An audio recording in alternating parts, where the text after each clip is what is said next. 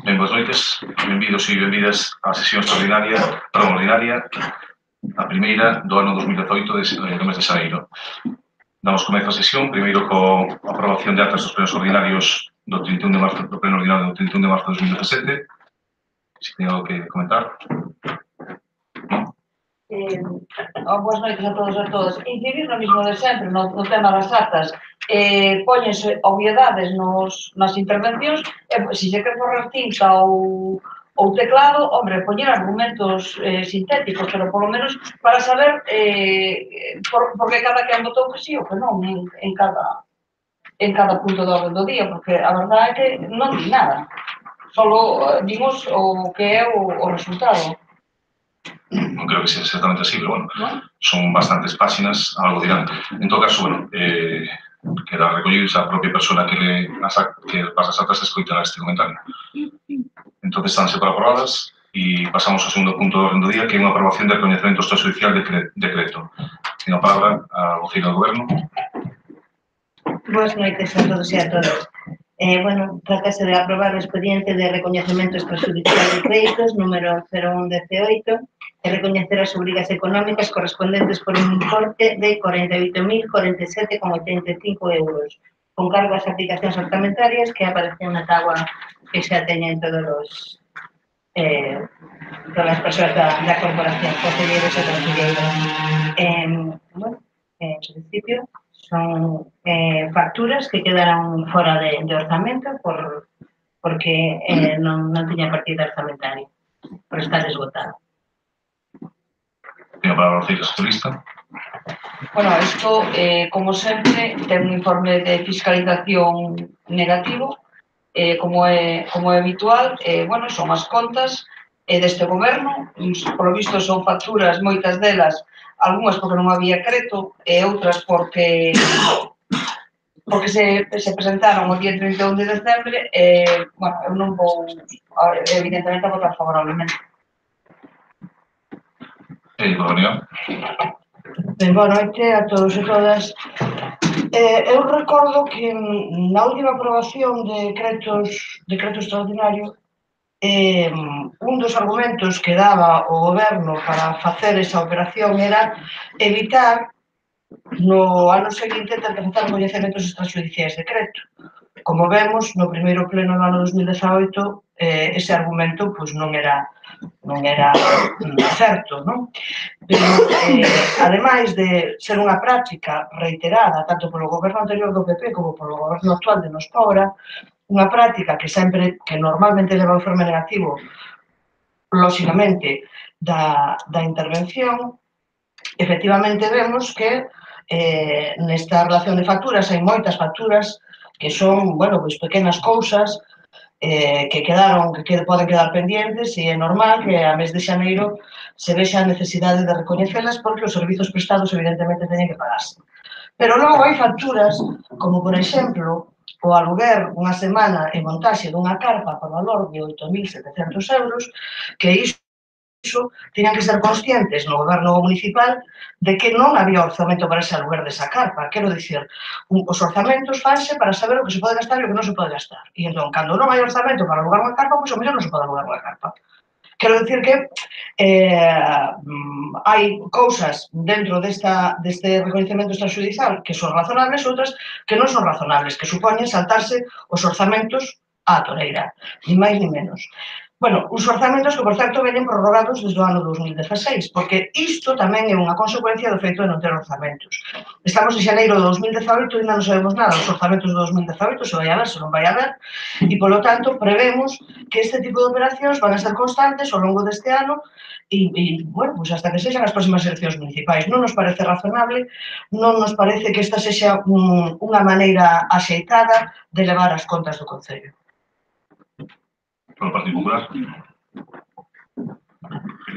Ben, Buenas noches. Realmente, bueno, es algo que ocurre con reiteración. Todos somos conscientes que sus pequeñas facturas y partidas muchas veces es imposible tener un control tan exhaustivo como para saber si realmente tienes o no dinero para tal, pero sí que creemos que hay otras que nos sorprende que realmente no haya suficiente control para saber si podemos gastar el dinero, por ejemplo, de las carpas o otras facturas que tenemos aquí de mediados de año de 5.000 y pico euros. Realmente lo que determina es que, o una de dos, o bien achacado por la falta de presupuesto, que me supongo que también es, pero sobre todo por la falta de control. Yo creo que lo que no se puede es gastar aquel dinero que no se tiene. Y creo que además lo que no se debe hacer es un gobierno que está en minoría. Si no tiene apoyos, no debe acometer gastos que es consciente que no tiene partida presupuestaria sin tener consensuado esos gastos con alguien, alguna otra formación política o los concejales que en su momento lo sustentan o quien sea. Entonces no nos parece correcto que realmente esa forma de actuar tenga estas consecuencias. Realmente, al final, el problema es realmente nos encontramos con pagar o no a gente que ha hecho un suministro y un servicio al concedido pobre que realmente no son culpables del procedimiento que se está utilizando. Pero sí que también lo que no podemos es seguir perpetuando una situación y una forma de actuar que realmente fuera de las partidas pequeñas o facturas que realmente puede ser, oye, no nadie va a estar controlando el céntimo, pero hay otras que sí que lo que determinan es que existe una falta de control o un exceso de confianza en que se va a aprobar aquello que se presente cuando llegue el momento, porque realmente, claro, hay que pagar a los proveedores. ¿Qué palabra, portavoz? Bueno, vou empezar pola factura de 8.727,13 euros por a carpa do Nadal pasado. É unha carpa que se pagou, estaba realmente presupuestada. O que pasou é que a empresa mandou, se obedece ademais na relación de facturas que vos dimos, mandou a factura, pois eu creo que dos últimos días aquí está, o 29 de decembro de 2017, de feito, chamoume por teléfono e díxome que ainda non meterán a factura de principios de ano do 17. E eu quedei sorprendida, pero se nos contábamos que eso xa estaba pagado. Por qué? Porque pasaron moitísimos meses. Entonces, cando chega al final de ano, máis ou menos vas vendo o que queda nas partidas e vas dicindo, bueno, sobra isto aquí, pois entonces intentamos agotalas. Intentamos, pois, facer o máis óptimo o máis efectivo o presuposto. O que pasou nesta factura concreta da que fala o delegado, ademais foi unha carta que se utilizou para a Feira do Comercio e se utilizaron a carta da Feira do Comercio para outras cousas, outras actividades que aproveitando, pois, o Concello da Cobra organizou naquel momento. Por lo tanto, sí, estaba presupostada, pero cando chega a final de ano, o que inténtase pois suficiente, non deixar que eses cartos queden aí. A sorpresa foi que, pois polo que sexe, pois o empresario tardou prácticamente un ano en emitir esa factura. Pasou con outras facturas, noutros orzamentos, que vimos como houve empresas que tardaron hasta 2 anos en presentar facturas e que logo tuvemos que recoñecer extrajudicialmente, non?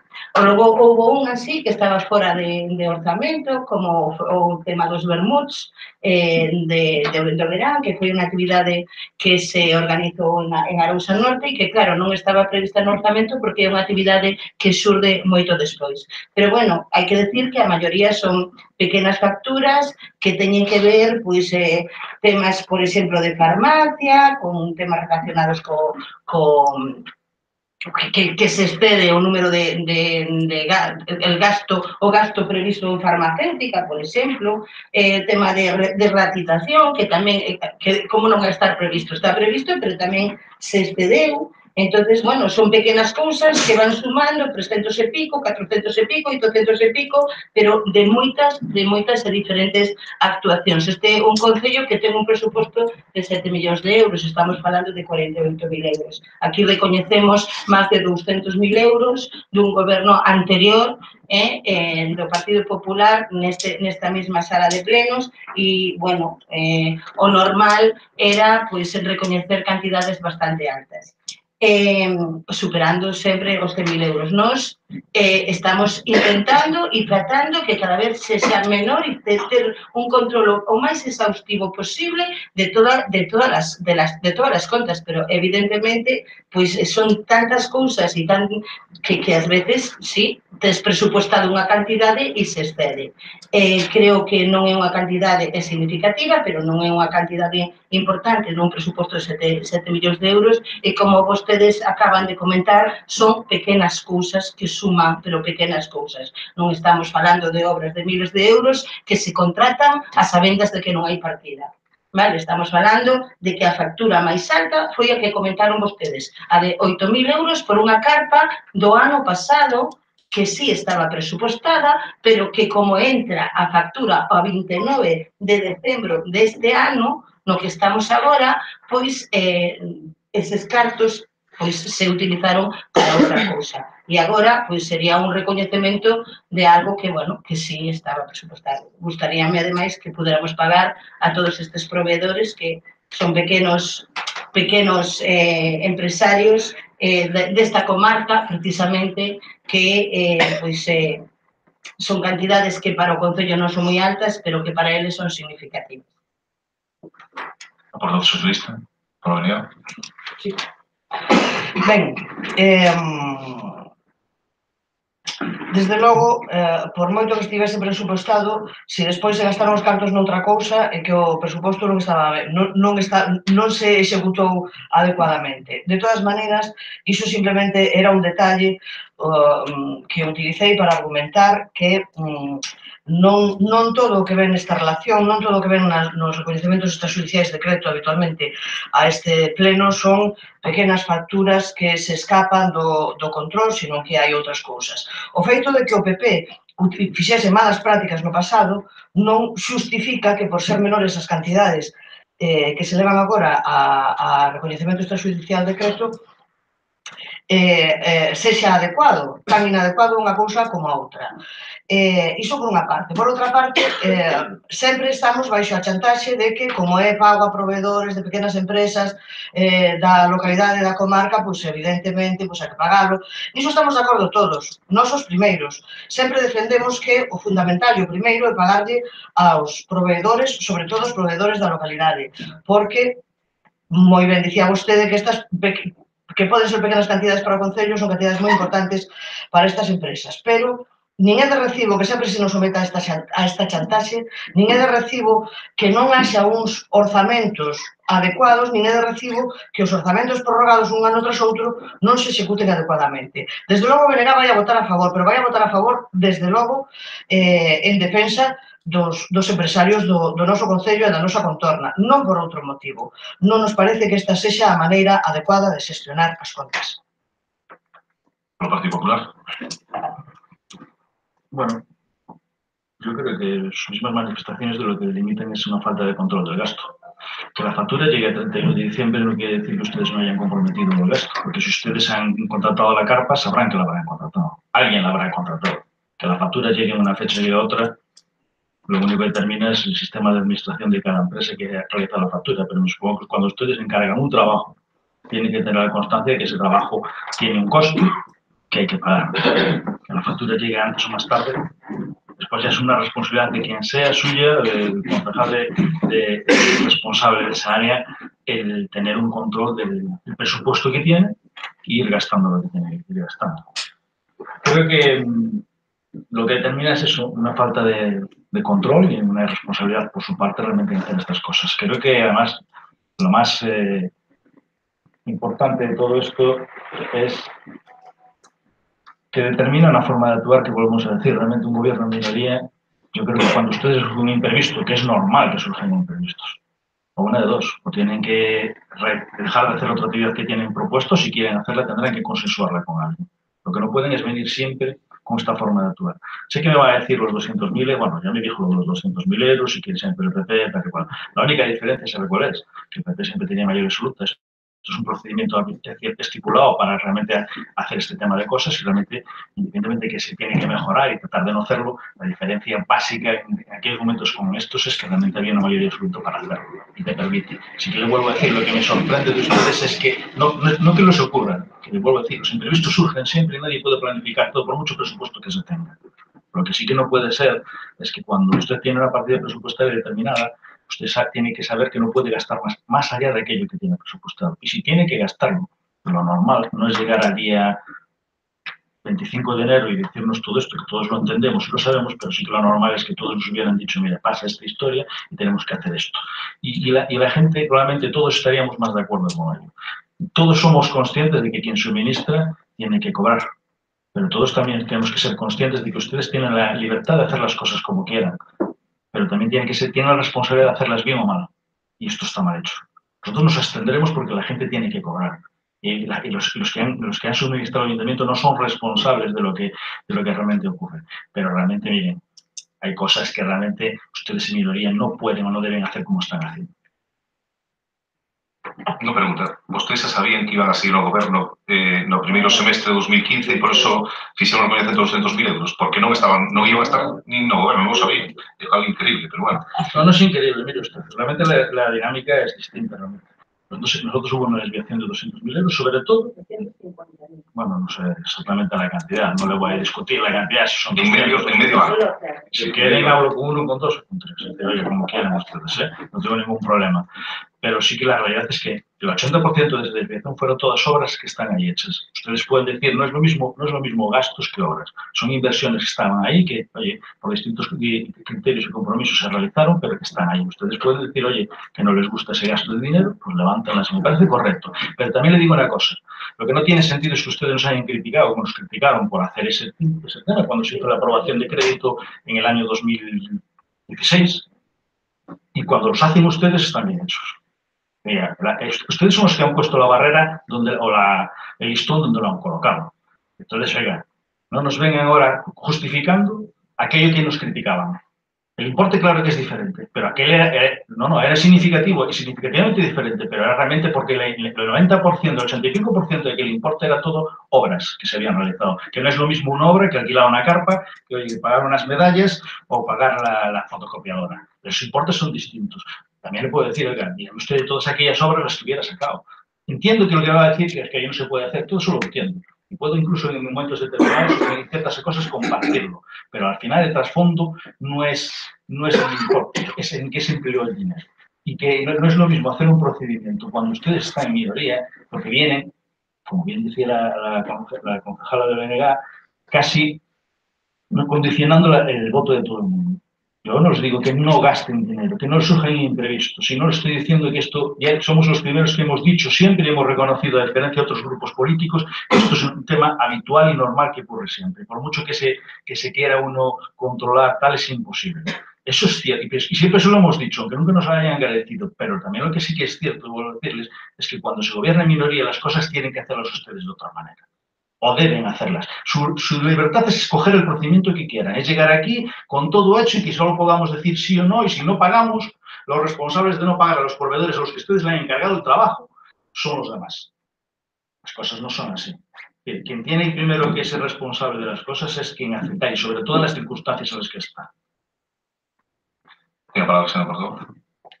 Bueno, primeiro que así, a nos gustaría que fora un pouco menos, pero que si somos conscientes, isto non é unha chantaxe.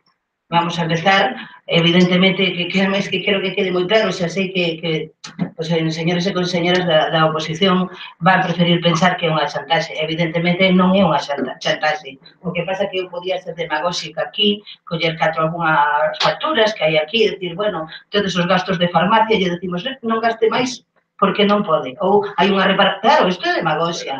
Iso é demagoxia. Non, deixeme acabar, por favor. Deixeme acabar. Claro, o noso objetivo é intentar que o recoñecemento xudicial do ano que ven sexa o menor posible.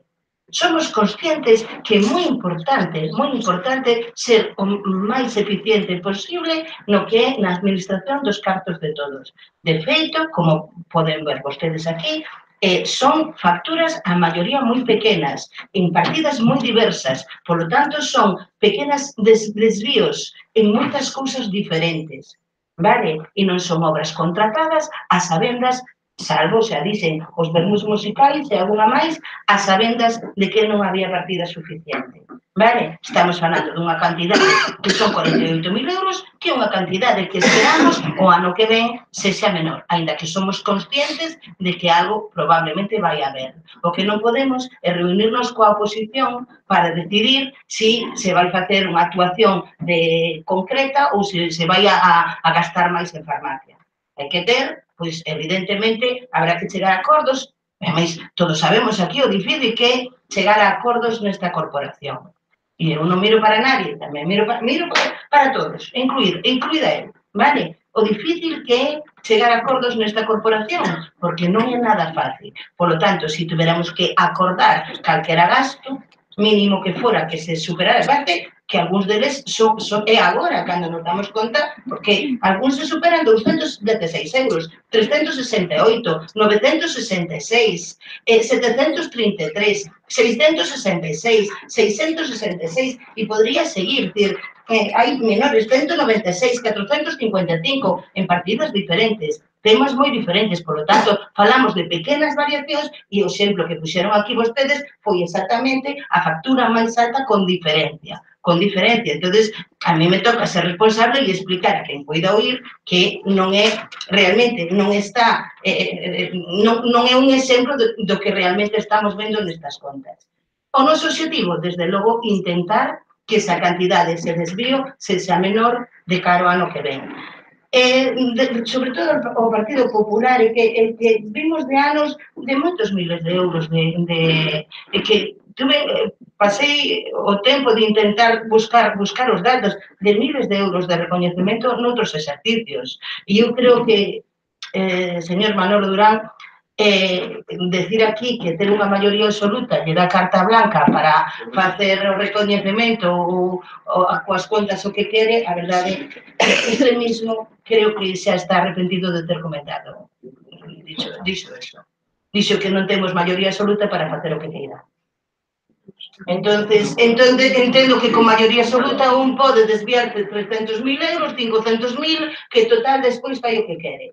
Pois non, todos con maioría absoluta e sin maioría absoluta temos que intentar ser o máis responsables posibles. Aquí hai 48.000, oxalá puderamos reducilo un pouco máis e o noso objetivo é reducilo máis, pero sí que quede claro que son moitas e diferentes partidas con pouca cuantía económica. Ben, procedemos entonces a votación. Votos a favor do recoñecemento extrajudicial, votos en contra, abstencións, 6 abstencións. Pasamos ao terceiro punto do día, que é a proposta de resolución de expediente de revisión de oficio de diversos nomeamentos como fillo adoptivo este Concello. Ten a palabra a señora Genoveva Erro. Boas noites. En data 25 de maio de 2017, o Pleno da Corporación aprobou o inicio do procedemento de revisión de oficio de actos nulos contra varios nomeamentos como fillo adoptivo deste Concello. Na mesma data, os servicios xurídicos municipais emitiron un informe no cal, en síntese, se conclúe que acordos referentes ao nomeamento de don Gerardo Fernández Albor e don segundo Manuel Durán Casais como fillos adoptivos do Concello de A Pobra do Caramiñal non foron adoptados pola maioría necesaria de membros da corporación, estimándose nulos de pleno dereito. Por todo o anteriormente exposto, formúlase ao Pleno da Corporación a adopción da seguinte proposta de resolución. Propoñer a declaración de nulidade dos acordos plenarios referentes ao nomeamento como fillo adoptivo da vila de don segundo Manuel Durán Casais e o señor don Gerardo Fernández Albor. Tal declaración de nulidade atopa a súa justificación na falta de maioría necesaria de votos para poder levar a cabo a adopción de acordo, ao abeiro do recollido no Regulamento Municipal para a concesión de honras e distincións do Concello da Pobra do Caramiñal, no cal, no seu artigo 9, establece a necesidade de que tales acordos se adoten por unha maioría de 2/3 do número de dereito dos membros da corporación. En segundo lugar, dar traslado da presente proposta ao Consello Consultivo de Galicia aos efectos da emisión do preceptivo ditame, volvendo a elevar ao Pleno máis tarde a presente cuestión cando se reciba o citado ditame para a súa resolución definitiva. Ten a palabra o Concello Socialista. Bueno, pois eso, como dixo, o 25 de maio de 2017 aprobouse o inicio do procedimento para a revisión do oficio de actos nulos. Estamos en enero xa do ano seguinte, estamos no punto de partida. Non se nos avanzou nada porque o Consello Consultivo, según se nos informou, devolveu todo o expediente.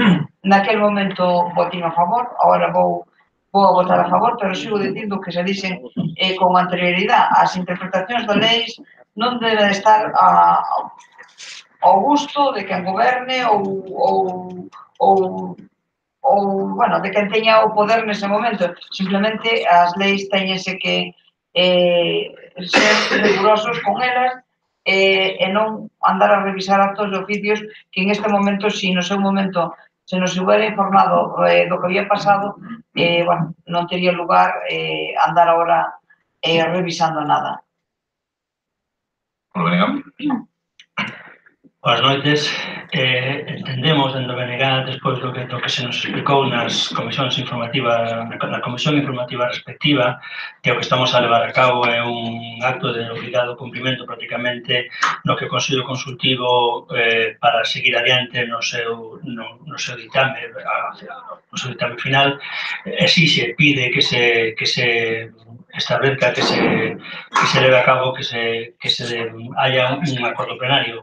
Creo que non ten máis discusión, entendémoslo dentro do BNG como un trámite administrativo máis dentro desta carreira longa e confusa que naceu na moción presentada polo BNG cando pedimos o reconhecemento de fillo adoptivo para Anxo Río Ballesteros e o nomeamento co seu nome a unha rúa, pero insisto e resumo, entendemos que é un trámite máis obrigado a facer e a cumplir para atender aos requerimentos do Consello Consultivo e de que este, por lo tanto, sexa quen de dar un ditame a tal efecto e, por lo tanto, o BNG non ten máis que decir, desde logo votará a favor. Polo Partido Popular. Bien. En mayo ya hubo una moción donde lo que se pedía era el inicio del expediente de revisión de oficio de actos nulos. Básicamente volvemos a hacer lo mismo. Pero la diferencia, creo yo, está en que de aquellos tiempos a estos, pues realmente nos sigue sorprendiendo que no seamos capaces de discernir si un reglamento municipal está por encima de la ley de bases del régimen local. Nosotros seguimos entendiendo, como así se hizo la corporación anterior cuando hizo los nombramientos, que la ley de bases del régimen local está por encima de cualquier reglamento municipal. Si no, sería curioso que podríamos mañana determinar cualquier tipo de legislación y por mayoría del municipio de La Puebla nos saltaríamos cualquier normativa de régimen estatal.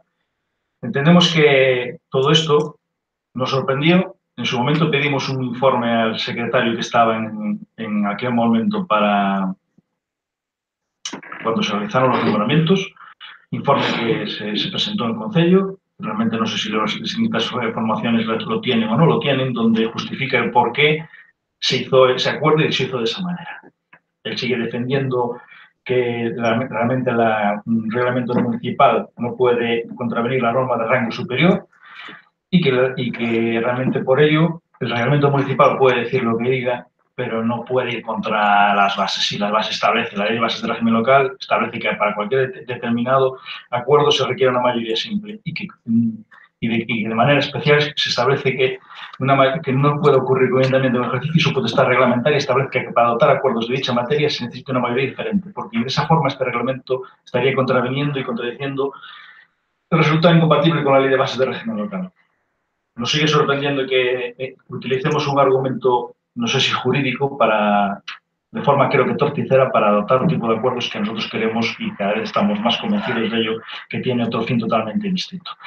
El procedimiento seguirá, nosotros no vamos a votar a favor realmente de la nulidad porque entendemos que lo que se adoptó fue totalmente legal, a la vista del informe, ya estábamos convencidos en su momento y a la vista del informe expedido por el secretario que estaba en su momento ejerciendo las funciones en el Concello, más todavía. E a palabra, señor Concello. Bueno, a resposta do Consello Consultivo requerimento chegou ao Concello 18 de decembro de 2017.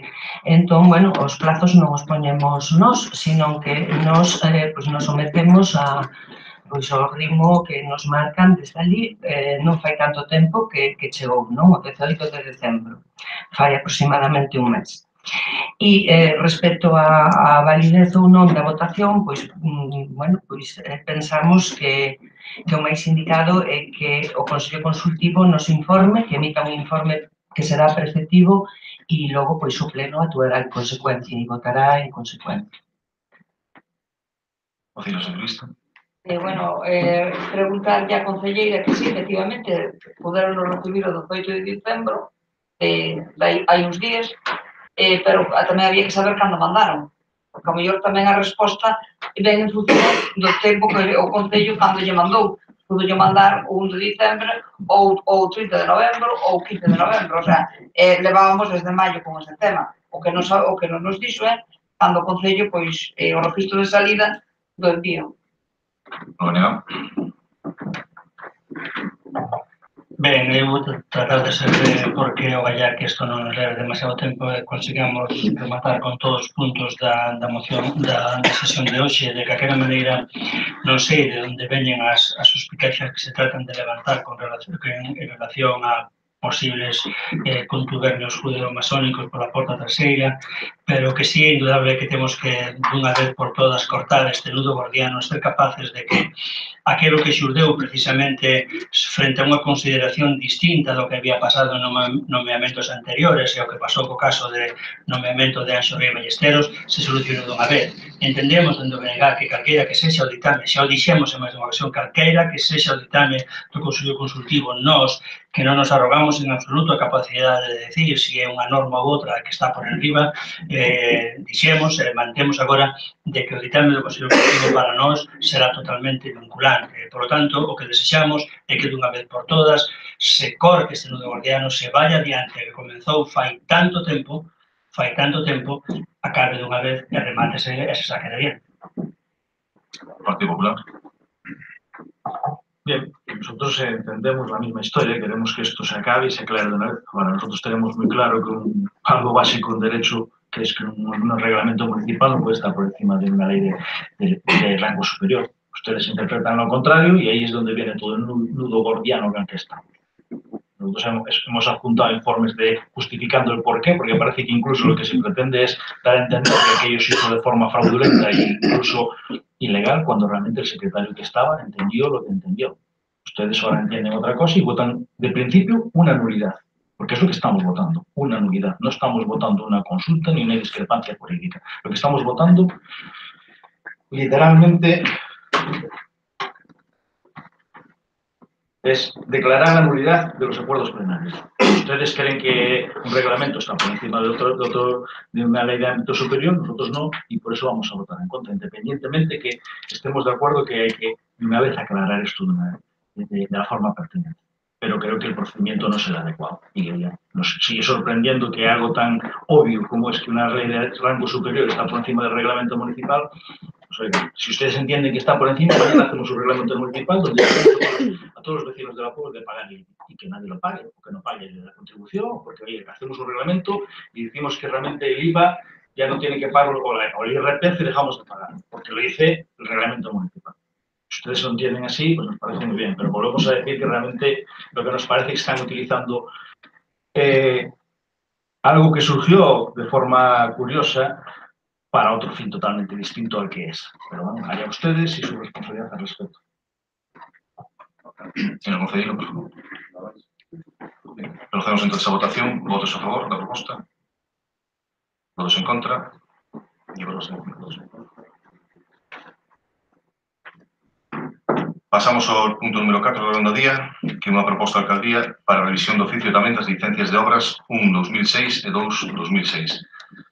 Ben, é unha proposta que xurde tamén da necesidade de anular estas dúas licencias, así o determina tamén unha sentencia judicial, unha situación que se dou durante a tramitación do plan general que está aprobado hoxe en día, que entrou en vigor de maneira definitiva no 2008, e que, entre algúns dos cambios, claro, que motivaba con respecto ás normas subsidiarias vixentes con anterioridade, pois era o retranqueo posterior nas edificacións nas parcelas, non?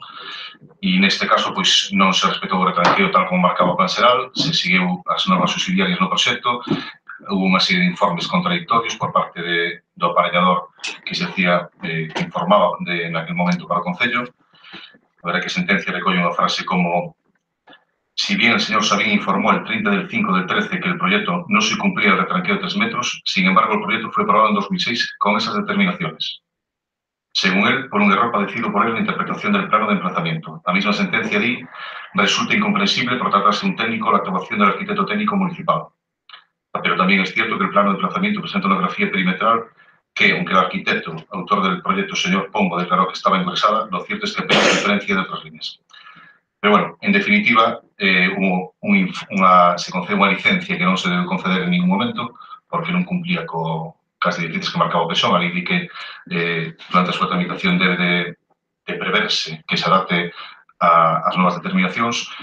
O habitual en moitos concellos é facer unha paralización de licencias durante ese período, aquí non se fixo, e pois truxo, entre outros problemas, pois truxo un contencioso entre diferentes vecinos, porque hai dúas partes, a familia que construiu a vivenda e a que sufre, pois, digamos, o perxuicio, e neste caso, pois, se trata da familia que construiu, pois, que reclama ao Concello que a nulidade da licencia e, polo tanto, vai exercer con toda a seguridade o seu dereito a indemnización con posterioridade. Pero, en principio, o primeiro que temos que facer é anular esa licencia que nunca debe ser dada, e para anularla, pois, tamén aí temos que levarla ao Consello Consultivo e a ver se, dunha vez por todas, pois, conseguimos que este conflito urbanístico xerado naqueles tempos, pois, deixe de ser un problema para estas persoas, sobre todo, que son afectadas porque teñen a súa vivenda en unha situación de irregularidade, e tamén para o Concello porque significa un traballo insente por parte da Secretaría Municipal e do aparellador. Espero que traballarse este expediente, coñecer ao fondo e poder tomar as determinacións precisas para resolverlo. Ten a palabra, señorista. Agora, aquí vino que vamos a anular as licencias concedidas no ano 2006, a 1 a 2006 e 2 a 2006. Pero, entre tanto, a mí, como oposición, faltan un montón de argumento, porque do ano 2006 ao 18, a enero do 18, tuveron que pasar un montón de cousas, porque eu me imagino que un antes de poñer un contencioso, fixe un camiño ao ayuntamiento. Me imagino que iría o aparellador municipal, as licencias tamén as ve o secretario municipal, o sea, vese na xunta de goberno. Me imagino que viría o concelleiro de obras, me imagino que habería moitos informes nese expediente. Eu non vi o expediente, só teño este documento e, polo tanto, me falta, pois eso, moito argumento nesta historia. Entonces, eu o que me quero referir con isto é que as consecuencias de paralizar unha obra cando ten pouca construcción feita, es dicir, as paredes ou os pilares, a ter a indemnización a unha obra acabada, varía sensiblemente para o Concello, para os veciños, que somos os que vamos a pagar eso. Entonces, a mí faltame, o sea, información, ainda que sea que haxa que anular esta licencia, faltame moita información de moitos anos e moitísimos documentos que se tuveron que ser neste expediente, porque digo eu que non se facería con unha licencia, nunca máis se foi polo sitio, porque,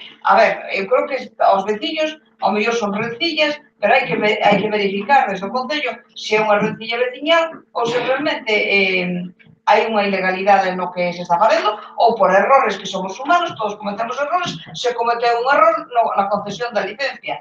Entón, a mí faltan moitísimos argumentos porque varía sensiblemente de haber tomado unha decisión pronto, cando se dá conta, a tomar unha decisión agora no ano 2018. Eu vou ter que ter porque non teño información. Non sei que expedientes hai, non sei se fixeron máis informes técnicos posteriormente ao 2006, que o normal é que fora o aparellador municipal visitar a obra 600 veces. Evidentemente hai moitísimos informes e o expediente inmenso. Pode consultarlo cando queira. un conflicto urbanístico de difícil resolución y que estamos tratando de buscarle una salida, pero evidentemente hay que consultarlo, é inmenso e ten informes de diferentes técnicos e xurídicos e o que digo o secretario, vamos a ver, un momento o informe técnico sobre o proxecto que é responsable do aparellador. En base a ese informe, o secretario emite o seu xurídico. E o que hai? Despois a Xunta de Goberno, que neste caso está eximida de responsabilidades no momento que hai un informe favorable dun técnico. Pero, bueno, o expediente é super complexo e con un contencioso por parte de unha e outro e o que estamos tratando de buscar unha solución de acordo, neste caso, coa familia, co seu abogado, de leválo ao Consello Consultivo, de que se anulen esas licencias, pues, que, bueno, no acordo tamén se reflexa que eles teníamos certa responsabilidade, porque o subarquitecto tamén tiña que ser coñecedor da tramitación do PSOE, etc., e, polo tanto, as responsabilidades eran compartidas. Quer dizer, que despois temos que echar un acordo de indemnización, pois, unha parte, do que sexa, pero estamos tratando de chegar a unha salida a algo que está empantanado, pois, sabe, desde fai 12 anos, que non é o único que existe no Concello. A ver, eu quero dicir que entendo que a nos traenos aquí isto, porque supoño que será o millor o que hai que facer neste momento, que perspectivo, ademais, por sentencia judicial. Pero, bueno, eu para pronunciarme, de verdad, faltame pero un montón de información, porque cando se chega aquí, se o último recurso. Tuveron que, non sei como se pudo chegar por cabezonería de quen ou non sei. Iso é difícil que nós lle podamos contestar nin o señor secretario porque non estamos aquí nese momento. Nos chegamos co expediente xa non na situación que se atopaba e xa lle digo, un expediente, pode corroborarlo ao secretario, pois extenso, complicado e bueno, pois que hai que buscar unha serie. Que o mellor seguramente non remate aquí, porque neste tipo de conflitos suele volverse, unha das partes volver a reclamar, etc. E, bueno, entendemos que si realmente hai se derruba parcialmente a parte que está nos 3 metros que non debería estar, digamos, no registro tranquilo, pois que acabar aquí a cousa. Pero nunca, en estes casos, nunca se sabe, por desgracia. Non sei se dicir algo máis. Non lo negamos. Bueno, entendemos baseados precisamente na información que o Goberno nos vai chegar e na información tamén que nos dou na Comisión Informativa respecto do tamaño máis que considerable do expediente, que vimos a entender algo semellante ao que se veu no punto anterior. Hai unhas licencias mal dadas, neste caso, hai unha serie de denuncias entre particulares, hai unha sentencia judicial tamén dentro do expediente que se nos fixo chegar por medio de gestiona e entendemos que esta nulidade que se nos ven a pedir, que se nos pide o pleno, é precisamente un chanzo máis, un trámite máis dentro da necesaria tramitación, da legal tramitación, para acabar dunha vez co problema que atingue a estes dous veciños. Supoño que tamén, de algún modo, o Concello e todos aqueles que naquele momento, moitos anos despois, fixeron ollos pechados ou non fixeron caso, desde logo interpretaron moi mal o que tiñan que interpretar para que chegáramos a este punto. E por eso, precisamente, porque creemos que o que estamos a facer é un paso máis nun trámite que ten que acabar por resolverse e que é necesario que se dé aquí esa resolución de nulidade, que o Belegán vai votar a favor. Polo Partido Popular. Bien. Yo creo que es un problema complejo, difícil, supongo que incluso farragoso, y que no sé si la solución es difícil o fácil, pero sí lo que creo que es lo suficientemente importante, porque estamos hablando de decretar una nulidad de una licencia, lo que implica una responsabilidad patrimonial por parte del Concello, como para, yo lo que sugiero es que realmente, debido a la importancia de lo que estamos hablando, la gravedad del mismo y sobre todo las implicaciones que puede tener, coincido con la portavoz del PSOE que realmente es un punto que yo lo que propongo es que lo saquemos del punto de la orden del día, lo estudiemos con sosiego, tranquilidad e intensidad, porque realmente, independientemente de que creo que todo nace por el momento en el que se plantea y se presenta el proyecto, donde lo que está vigente son las normas subsidiarias del 84, aunque está ya en revisión y en periodo inicial de desarrollo el planteamiento urbanístico que está vigente, pero también es cierto que que aquí hay más historias que esas. Por lo poco que he podido averiguar en estos 2 días, oye, hablando con varias personas, realmente aquí, independientemente de que pueda haber un error o una negligencia en cuanto al tema administrativo, sí que es cierto que tampoco el promotor presenta un proyecto que realmente el redactor del mismo debía emitir un informe al respecto, porque realmente tampoco puede emitir, tiene que ser conocedor de la normativa vigente y no puede realizar un proyecto que no cumple con la normativa. Un director de obra no puede realizar una obra si no está todos los trámites hechos. Sé que la licencia cuando se le concedió incluso estaba supeditada al acuerdo previo con los limitantes en cuanto al retranqueo, que creo que tampoco se presentó, por lo que aquí hay muchas aristas que habría que cubrir. Por ello, decir, antes de, no podemos, al menos nosotros no somos capaces de tomar una postura al respecto con esta pérdida de tiempo sin ver todo lo que hay. Somos conscientes o queremos saber que realmente no hay ni de replanteo, con lo que el director de obra no puede haber empezado la obra, pero sí que lo que es cierto es que la obra está realizada y ahora nos sometemos a posiblemente una reclamación patrimonial de cierta envergadura. Pero que antes de asumir que realmente lo hemos hecho bien o mal, creo que lo que hay es que estudiar todas las posibles implicaciones, porque esto es un tema complejo donde ni el propio juzgado ha sabido determinar las responsabilidades y creo que, sobre todo, nuestra responsabilidad como representantes de la administración pública, lo que debemos defender es a la administración a la que representamos, sobre todo cuando entramos en responsabilidad y asumir de principio una negligencia que yo creo que en el peor de los casos no es unívoca solo del Concello, sería una gran irresponsabilidad por nuestra parte. Por eso nosotros proponemos que realmente se pase aquel punto del orden del día, porque es algo que tiene su repercusión en el día de mañana, independientemente de lo que se dictamine. En el caso contrario, nosotros votaremos en contra. Varias cuestións. Xa comentei antes que na resolución da alcaldía que se propón se corresponsabiliza en parte aos promotores. Onde estás?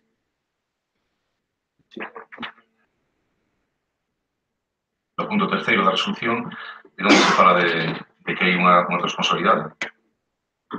E para empezar, o acordo previo do retranqueo xa non era válido porque iso era algo que permitían as normas subsidiarias, pero non o novo que son. Por tanto, iso xa é secundario que teñan ou non, porque non debeu de conceder esa licencia en base a esa posibilidade.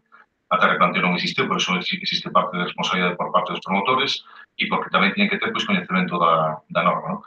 Pero que nós non vemos outras. Aí levamos con este tema empantanados moitísimo tempo, con reunións coa familia e cos representantes xurídicos, que non la van a pedir, non la van a exigir, non sei, non vemos moita máis salida. Si pode pasar que o Consello Consultivo non dictamine ou non faga un informe favorable a que haya derrubo, porque xa pasou demasiado tempo, co cal non habría derrubo. Aí o problema que teríamos sería entonces que a parte contraria que podían solicitar indemnización por danos e perxuicios en base a eso que sería, non sei, como me imagino que bastante menor, non sei. En todo caso, esta familia é desesperante porque quen ten que tratar con ela, pois, son eu personalmente, e é moi difícil ver a estas persoas nesta situación que teñen problemas na vivenda que non poden afrontar porque está fora da ordenación, digamos, non ten licencia de primeira ocupación, tan siquiera, e xa están vivindo nela, unha situación completamente irregular que hai que tratar de arranxar o antes posible. E leva unha peregrinaxe, como decía a concelleira a este concello, non sei de antes, pero desde que estou eu, pois moitísimas veces, e xa aún de cae cara de vergonza de non poder solucionar antes este problema, pero a salida que topamos é esta e non parece que exista outra. Por tanto, nos retrasar isto non llevamos ningún sentido, que sexa o Consello Consultivo que dictamine que o que se debe facer, creo que queremos que o mellor. E reconhecendo que, efectivamente, é un caso complexo e difícil, porque, bueno, no seu momento non se tomaron as determinacións necesarias, seguramente, as paralizacións de obras sucesivas se levantaron e o mellor non había que facelo, e entón a indemnización non sería tan grande e a casa nunca sería habitada, pero tampouco me vou meter aí porque nese momento hai que estar aí para tomar ese tipo de decisións e son difíciles, ainda que nós, por exemplo, pois si o tomamos cando houve que facelo e paralizar unha obra e indemnizala tamén e fanxar aí o problema. Neste caso, pois se ven arrastrando durante 12 anos. Para a nosa parte non consideramos oportuno retirarlo e bueno, se a corporación ten ben a probarlo ben e se non, pois veremos o que facemos. Vamos a retirar. Vale. Ben, pois votamos entonces en primeiro lugar, como me informas. Bueno, hai un segundo. Ou xa pasamos, xa pasamos. No, Pois entón ten a palabra. no, pero eu non teño máis contido, o sea, non teño... O sea, non teño información como para poder opinar, emitir un voto favorable, porque non... Bueno, ten unha sentencia. Fáltame toda unha historia. Ten unha sentencia de... Claro, pero fáltame toda unha historia. Entre a sentencia e o 2006... Polo negar? Bueno, a verdade é que as declaracións do señor alcalde neste momento son algo distintas das que escoitamos no momento das comisións informativas.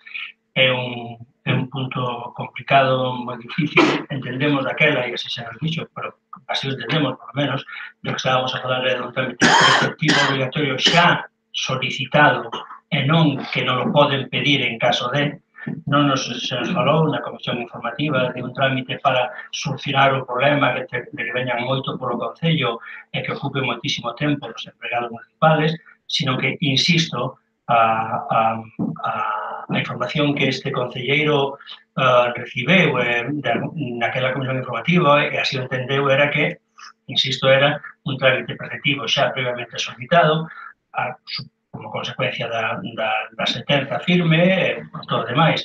Agora estamos falando de un posibilismo de facer isto para arreglar unha solución que está enquistada desde fai moito tempo e que lle dá vergonza que non sei, é distinto.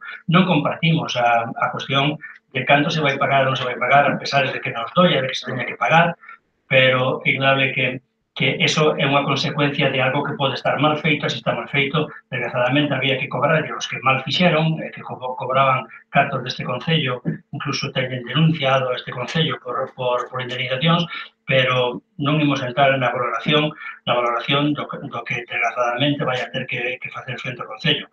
Agora, insisto, o que entendemos, o que se nos explicou e o que estamos agora a escoitar é totalmente distinto. En resumo, en que sentido? Que non lo vou entender. Vostede acaba de decir e acaba de apuntar tamén o secretario de que non lo poden pedir. Non lo poden pedir é distinto a algo que xa foi solicitado e que ten que ser.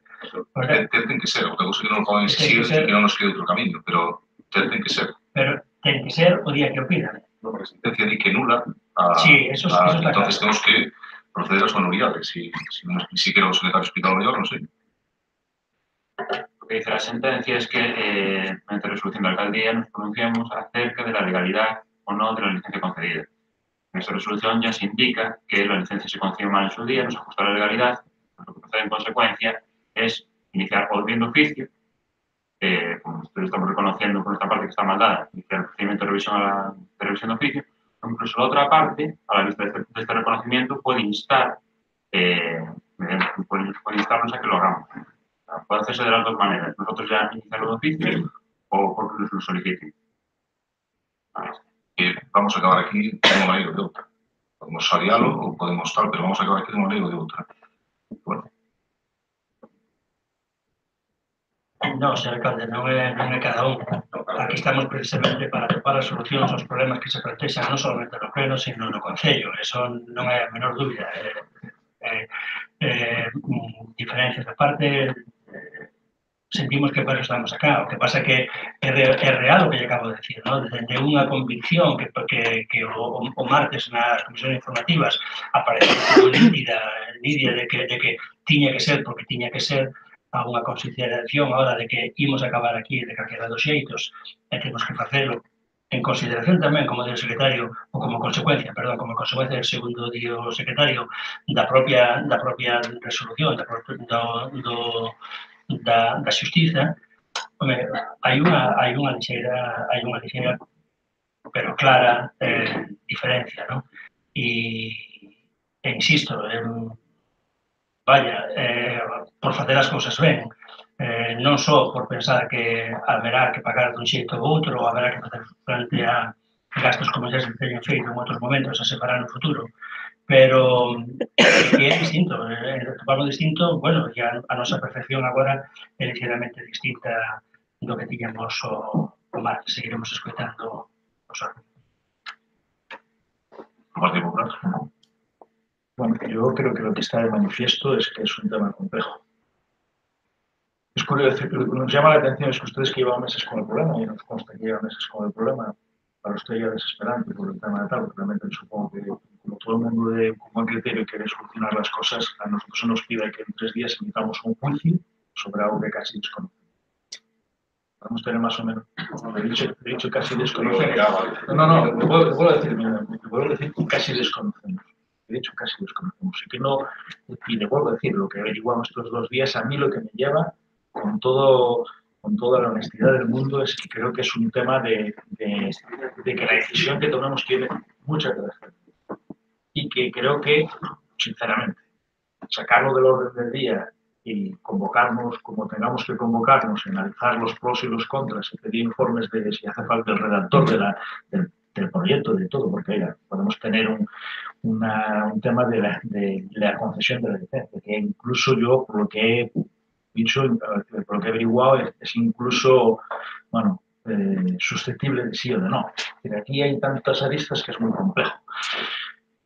Y que después incluso la responsabilidad de la actuación o no es solo del Concello. Yo entiendo que incluso es más del, no digo del promotor, pero sí del director de obra. El director de obra no se puede iniciar una obra si no existe acta de replanteo.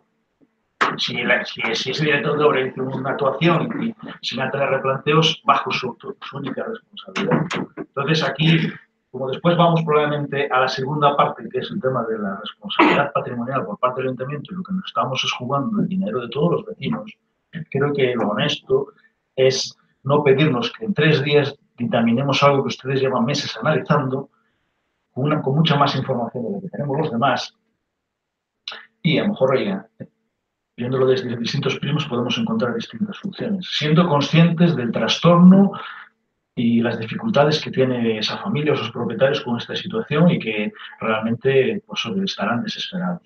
Pero también creo que tenemos que ser conscientes que no se nos puede pedir que en 3 días un tema tan complejo tomamos una postura al respecto. Por eso nosotros volvemos a proponer que se saque del orden del día, que tengamos las reuniones entre quien tengamos que tener con los técnicos y tal, incluso pedir asesoramiento a organismos de la Xunta de Galicia que haya al respecto, para tomar la decisión que en el peor de los casos pueda ser la más justa y adecuada.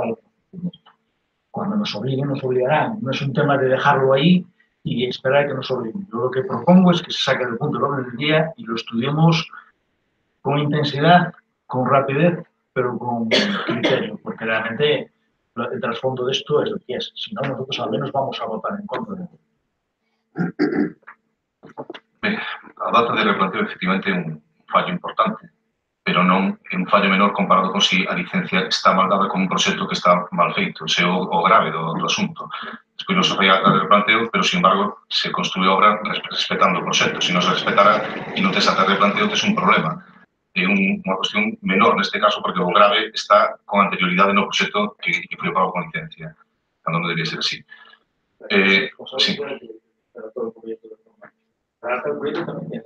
Bueno, sí, pero o proxecto xa para empezar se redactou antes de que se empezara a tramitación do PSON, porque estaba en cambio e todo eso. Quen tiña a responsabilidade, e aí o vou dicir, era o goberno de non ter paralizado a concesión de licencias como se fai en casi todos os municipios cando se tramita o plan xeral e se evitarían estos problemas. Pero tamén entendo que había presión por parte dos vecinos para que querían facer a súa casa e todo que conleva ese tipo de situacións.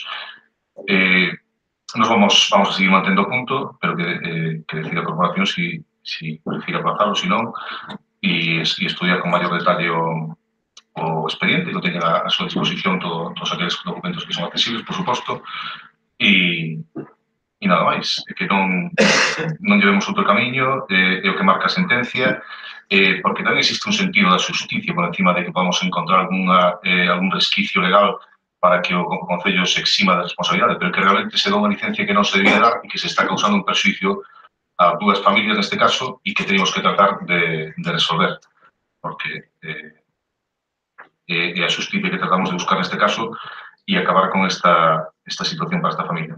Entonces vamos a votar primeiro a retirada do punto. Votos a favor da retirada do punto. 5 votos a favor, votos en contra. Abstencións.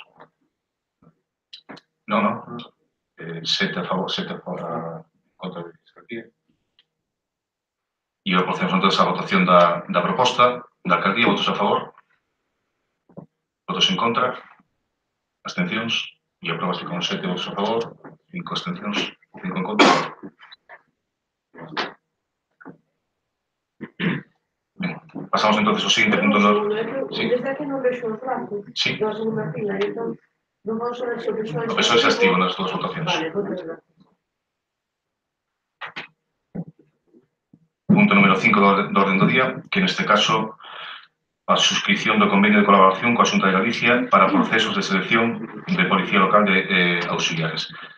Bueno, xa coñecen perfectamente pois este convenio que se presenta por parte da Xunta aos concellos de toda Galicia para que os procesos selectivos a hora de contratación de asentes de policía local e tamén auxiliares pois este centralizado, se ten que presentar todas aquelas persoas que desesen nun mismo proceso selectivo que se celebrará na Academia Galega de Seguridade, na Estrada, e que ten pois unha serie de beneficios para o noso concello, non temos que facer o noso proceso selectivo, se crea unha bolsa de asentes da cal podemos solicitar persoal que non sexa necesario se produce pois unha xubilación a baixa, unha xubilación inesperada, unha baixa, calquera situación que nos deixara a plantilla con poucos efectivos, pois podríamos cubrir de forma rápida.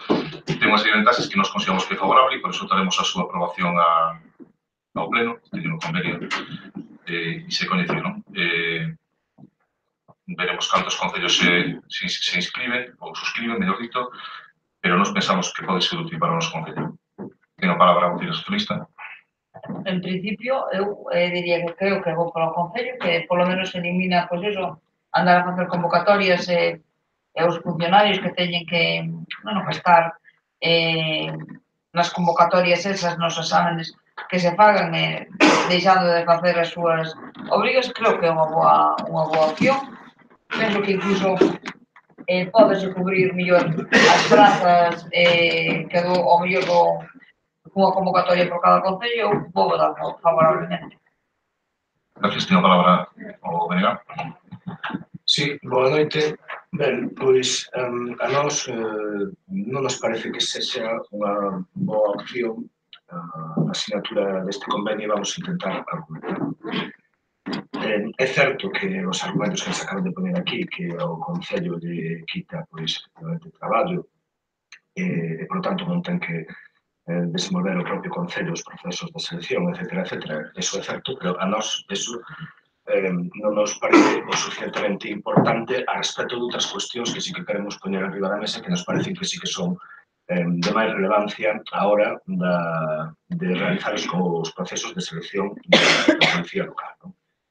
En primeiro lugar, a nos parece que isto é un paso máis na dinámica que os gobernos do Partido Popular están desenvolvendo a hora de quitar de competencias a administración local e de inxerencias tamén na propia autonomía das corporacións locais.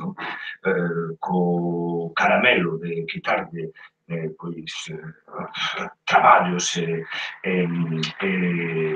problemas ao día a día da administración local, o que están facendo é retirarlle competencias á propia administración local.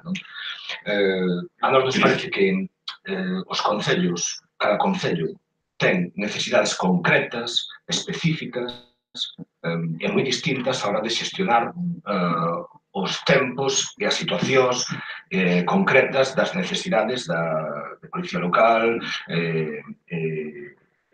auxiliares de policía, etc. Hai situacións urxentes que aparecen en cada momento que o Concello ten que xestionar aos seus ritmos e aos seus tempos e o criterio de convocatorias e celebración de procesos selectivos dende a Xunta para todo o país, pois os concellos quedan sin a posibilidade de poder convocar e agilizar plazos no caso de que tenan necesidades urxentes ou necesidades específicas.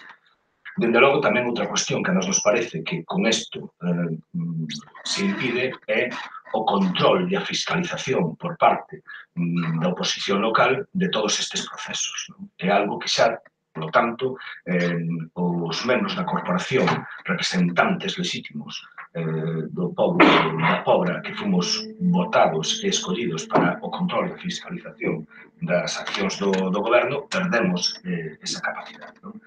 E, dende logo, a nós o que nos parece que se os concellos teñen problemas a hora de implementar procesos de selección do persoal pois o que habría que facer era prever medidas de carácter xeral a respecto dese falta de recursos dos concellos a hora de seleccionar personal e non facer unha única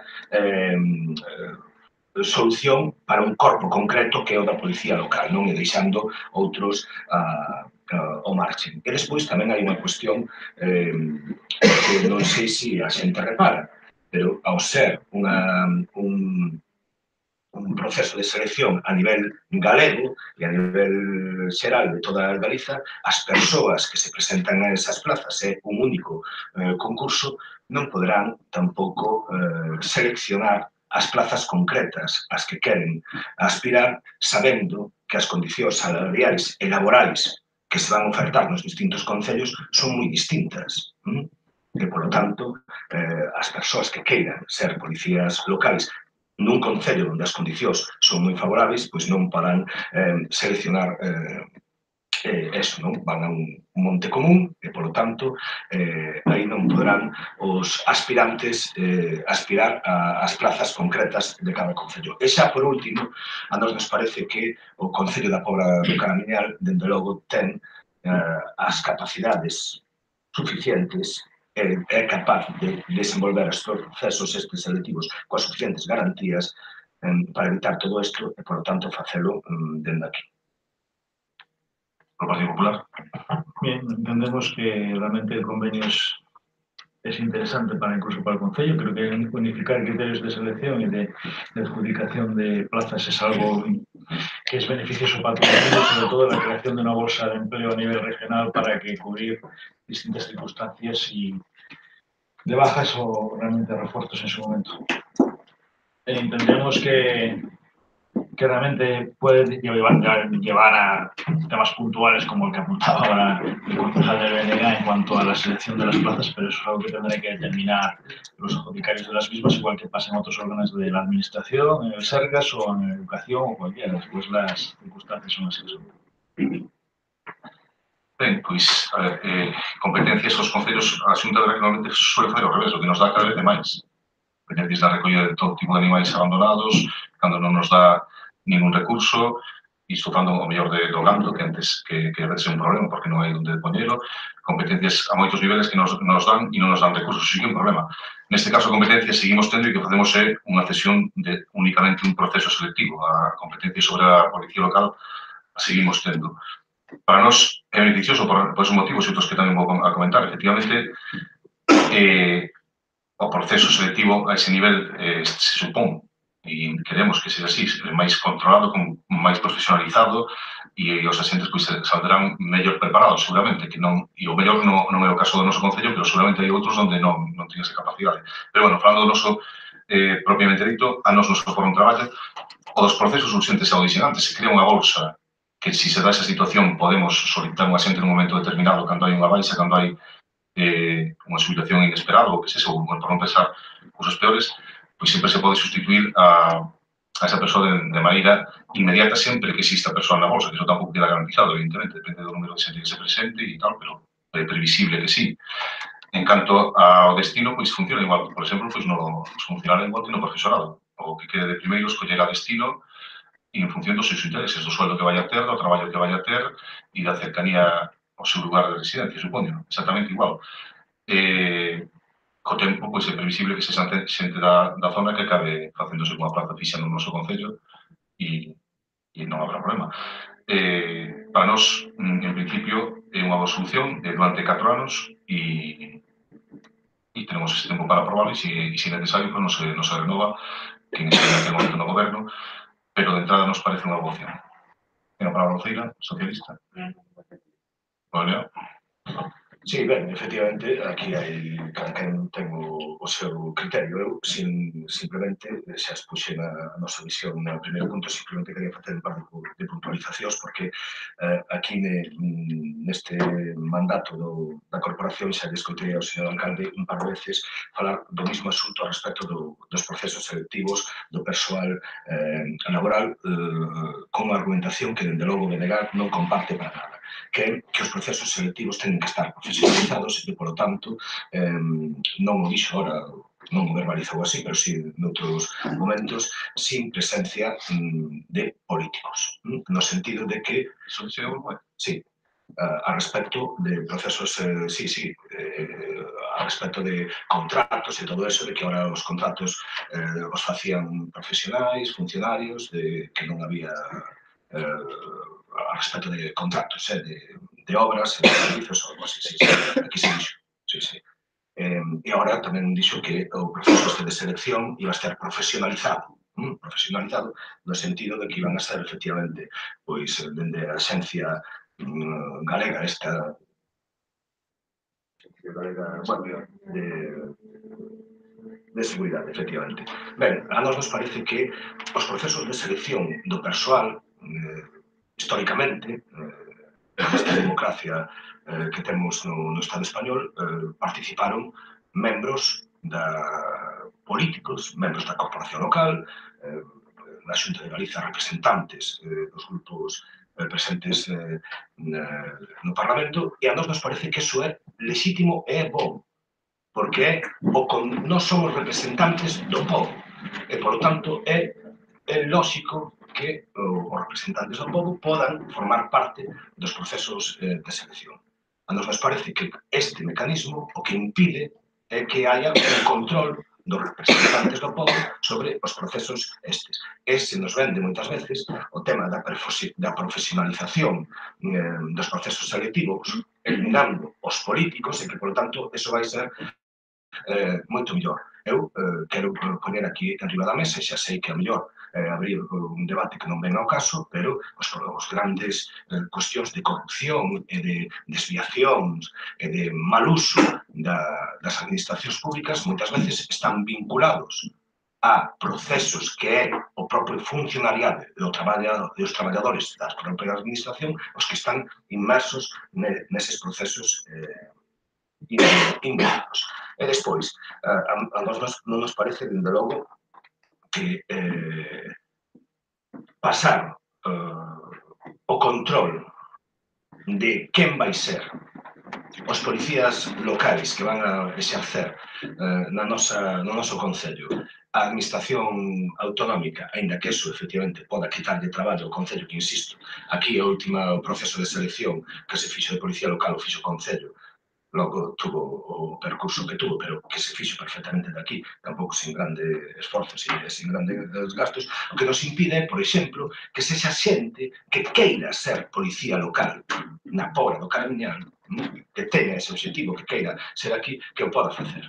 Aquí nos aparecerá, efectivamente, como ben acaba de dicir o alcalde, unha persoa que por lista está aquí e que a súa aspiración é ser policía en calquer outro sitio, que aos 2 anos se vaya, etcétera, e a nos parece que é moito mellor outro tipo de mecanismos que garantizan outro tipo de cuestións que para nós tamén son relevantes, máis alá de quitar traballo a administración municipal da Pobra, que tampouco nos parezca que isto vai a ser procesos selectivos cada ano, ni moito menos, e, por tanto, bueno, non insisto na idea que se expuxe. Por o Partido Popular? Pois, empezando por este último, sí que son procesos selectivos cada ano, porque agora hai que facer o proceso de selección dos auxiliares, e sempre un traballo e estar atentos para facer os emprazos e que estén dispostos para empezar o seu traballo. Eu non sei moi ben a que se refire con eso, creo que na miña vida manifestei opinión de si sobre deben estar os políticos ou non representados nos tribunales, o que si sei, e o que constatei que é unha realidade legal hoxe en día, é algo que non nos podemos plantear, é algo que a lei determina e que os cargos políticos deixaron de ter a posibilidade de estar nos procesos selectivos. E cando falo de profesionalización me refiro a determinados tipo de probas que se lle fan, pois serán seguramente mellores cando fan persoas que se dedican a eso moitísimo tempo, moitísimas veces, e farán un proceso selectivo se cara mellor do que se faga en ningún outro concello. O apoio que amosa a propia Asociación de Policías Locais de Galicia a este convenio e, bueno, tal como nos explicaron, nos parece oportuno. Vamos a aprobarlo e se sale mal, pois habrá maneira de corregirlo de cara ao futuro, porque, bueno, a Vicente en licencia de 4 anos. Pasamos entón a votación, votos a favor. Votos en contra? Abstencións? A ver, repetimos. Votos a favor? Votos en contra? 3 votos en contra.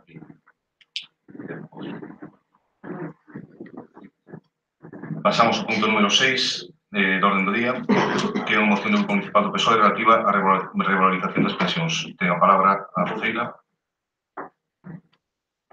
Esta é unha moción que vendo do mes de novembro, que foi presentada para o mes de novembro. De todas formas, as pensións están ainda nos medios de comunicación a orden do día falando de vez en cando, pois eso, de se os homens teñen que facer pensións privadas que non van a chegar. Hai incluso unha campaña agora para devolver as cartas do goberno cando lle manda a regularización do 0,25%. Pero, eu vou resumir un pouquiño esta moción que é un pouquiño extensa. O goberno reduciu as pensións do 0,25%, 2,3 euros ao mes de media, mentras a inflación se sitúa nun 1,8%. Os pensionistas tampouco terán a paga para compensar a desviación do IPC, é dicir, tan só este ano perderán un 35% de poder adquisitivo se a inflación ao final do exercicio mantense nesta porcentaxe do incremento, o que é especialmente grave se temos en conta en que a pensión media non chega a 1.918 euros exactamente, e que é máis habitual é de 650. A metade dos pensionistas cobra menos do salario mínimo interprofesional e as súas pensións sitúanse por debaixo do límite da pobreza. Casi 5 millóns de persoas cobran menos do salario mínimo interprofesional, é dicir, menos dos 707,6 euros aprobados no Consello de Ministros para o ano 2017. Entre os que cobran pensións por baixo salario mínimo, 7 de cada 10 son mulleres, máis de 3 millóns, o que se explica polas pensións de viudedad percibidas casi sempre na súa totalidade por mulleres. E son as viudas e os orfos que teñen unhas pensións máis míseras e sofren unha situación peor. Este modelo nos conduce a un sistema de pensións mínimas nos que os traballadores que se xubilen serán cada vez máis pobres, que non poderán manter o seu nivel de vida, pero sí se está falando de fondos privados de pensións. O que a realidade se pretende diminuir tanto as pensións públicas que as persoas teñan que ir aos fondos privados para asegurar o seu futuro. Actualmente en España as pensións supoñen a fonte de ingreso de 9 millóns de persoas. Ademais, contribuíron a soster a 4 de cada 10 familias españolas durante a crise. O ano pasado, 400.000 pensionistas tuveron que abandonar os seus tratamentos médicos ou non poder facer fronte ao copago farmacéutico. Unha medida que lle permite ao goberno aforrar 1.000 millóns de euros ao ano á conta da saúde dos nosos maiores. Se cada ano o goberno extrae 1.000 millóns de euros por copago farmacéutico dos nosos pensionistas, e só sóbelles o un 0,25% ás súas pensións, isto é un 40 euros ao mes, o cal se pode dicir que cada ano a través do copago custea a pírrica subida das pensións. Está en xogo non só as pensións dos actuais pensionistas, sino tamén a de todos aqueles traballadores e traballadoras que se van achegando a idade de xubilación e mesmo dos máis novos, aínda que agora miren como algo afastado ou utópico. Pretenden que nuns anos, aínda que dupliquemos o número de pensionistas no noso país, gastarse o mesmo orzamento en pensións polo que quedarán reducidas á metade. Queremos fortalecer o noso estado de benestar, loitar contra a desigualdade, será certeza no sistema e certificar un sistema que permita asegurar aos jóvenes e aos de mediana idade a condición que eles poderán contar con sistema solidario e suficiente. Creemos que o noso futuro colectivo está nun diálogo sincero para chegar a unha reforma sólida e perdurable do sistema. Por iso debemos desbotar políticas de imposición como sucedeu coas reformas do 2012-13 que demostraron que non son a solución. Os acordos que se solicitan son apoiar os sindicatos na súa demanda dunha subida das pensións máis baixas co objetivo de alcanzar a 1.000 euros de pensión mínima acorde co salario mínimo interprofesional. Derogar a reforma de 2013 e recuperar o consenso en materia de pensións a través do diálogo social e do Pacto de Toledo para que as pensións volvan a revalorizarse conforme a evolución dos precios. Que se executen transferencias dos presupuestos xerais do Estado para facer fronte á totalidade das pensións ás pagas extraordinarias e o saneamento do déficit que vai supoñer o pecho do ano 2017, o cal está cifrado aproximadamente en 19.000 millóns de euros. Apoiar unhas pensións públicas dignas e de calidade tanto para os pensionistas actuais como para as xeracións futuras. É de justicia social e é algo que están a reivindicar tanto as organizacións sindicais como os grupos políticos e os distintos expertos do noso país. E dar traslado esta moción a súa aprobación se procede ao presidente do Goberno, o ministro de Emprego e o ministro de Facenda. Tengo a palabra, Benega. Sí, a verdade que a moción e a petición da nosa compañeira do PSOE é un bo exemplo de boas intencións, pero pouco máis. Lamentamos que en toda esa moción non se recolle en absoluto a singularidade que precisamente teñen as pensionistas e as pensionistas galegas que teñen o honroso a dubidosa honra de ser as segundas pensións máis baixas do Estado, casi 400 euros por debaixo das máis altas, e que non se recoñeza unha singularidade como esa. Estamos tamén, desde logo, sí que estamos de acordo en que é imprescindible loitar por manter unha conquista histórica como é ter un dereito a unhas pensións públicas, pero recordemos que os recortes de que agora sofrimos os pensionistas foron impulsados non só polo PP no ano 2013, sino tamén polo PSOE no ano 2011. Recordemos que precisamente en este debate de que se fala de inviabilidade do sistema, precisamente esa inviabilidade suposta justificaron de algún xeito para estes dous partidos, o PSOE e o PP, unhas reformas acometidas tanto no alongamento da idade de xubilación como ampliar o período de cómputo para o cálculo das pensións agora en 25 anos, e na práctica, desde logo, reducir por completo bastante as cuantías. Entendemos que é unha práctica e unha política totalmente deliberada para reducir a mínima expresión o sector público e obligar a que tantos que agora somos pensionistas como aqueles que esperan que teñen dereito a pensar en selo no futuro se boten nos brazos dos plans de plans privados en beneficios da banca e dos fondos especulativos. E é verdade tamén que o que estamos a plantexar aquí, o que se plantexa de algún modo na moción do PSOE, é moito máis doloroso para segmentos como son as mulleres e a mocidade que padecen maior desemprego, que teñen maior precariedade estructural e unha temporalidade laboral tamén maior, e que parece ser, tal como agora se entenden as pensións e o cálculo delas, que están abocados a unhas pensións de miseria insuficientes para garantir a súa subsistencia.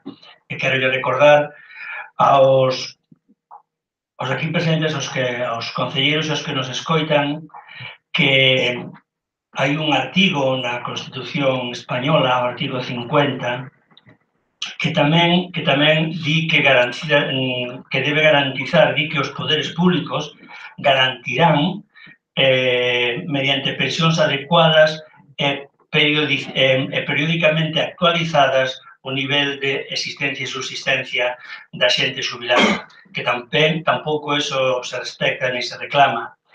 É verdade que a última reforma que se fixera das pensións no goberno do PSOE se fixo co acordo, ainda que habería que dicir complicidade, das centrales da Unión General de Trabajadores e Comisións Obreras. En cambio, neste país, aquí en Galiza, saleuse impulsando unha folga xeral precisamente loitando contra ese proceso que agora se vota en contra. Tamén é verdade que desde fai algúns meses o PP nos ameaza cunha revisión do Pacto de Toledo. Temos aí declaracións tan chamativas como esa persoa que debeu nacer dentro dun coche oficial e pensa xubilarse con máis de 80 anos, a ínclita ex-alcaldesa de Málaga, xunto con ela todos os demais do Pacto de Toledo e a ministra de Traballo, que van no sistema de que non van directo no sistema de reforzar o sistema público de pensións, e que tampouco pensan en absoluto en dignificar as cuantías que perciben as persoas xubiladas. Ao contrario, cada día, en cada momento, se nos fai pensar que isto é inviable e que, por tanto, é imposible de manter. Así como tamén se di que todo o problema que teñen o nivel de pensión son as cuestións demográficas, que poden ser, de feito, unha parte do problema, pero non porque teñamos que morrer canto antes, como decía o Fondo Monetario Internacional, que vivimos demasiado tempo, sino que non se falan incluso de outras medidas como son que o que afecta precisamente a ese fondo é o desemprego, a precariedade laboral, os baixos salarios, realmente tamén as baixas cotizacións que o empresariado agora ten que facer a Caixa da Seguridade Social, curiosamente, non só feita para pagar as prestacións e subsidios, sino tamén para o uso de pago de desemprego e para o uso arbitrario que o goberno español dá ao Fondo de Reserva. Por estas razóns, precisamente porque recordando as reformas feitas por PSOE e PP, UGT e Comisións Obreras, a partir dos anos 2011-2013, levando o incremento da xubilación de 65 a 60 anos, os anos de cómputo de 15 a 25, a 25 agora xa, e incluso unha diminución na cuantía da pensión, entendemos que é necesario, entendemos que os acordos que se nos presentan na moción do PSOE deberán ser enmendados con a emenda que este grupo vai a pasar a continuación con relación ao punto primeiro da moción que estamos a debater.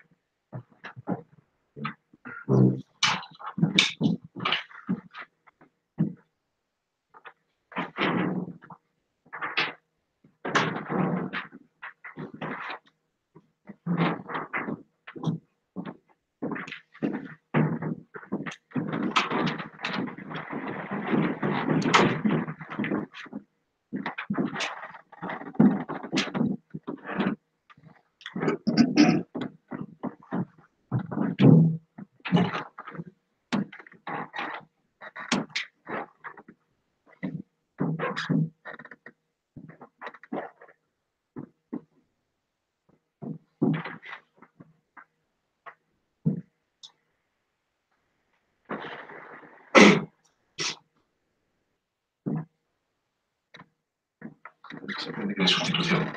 Sí, sustitución do punto número 1 da moción presentada por PSOE por a relación que estamos.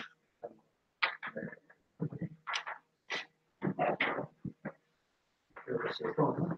Sí.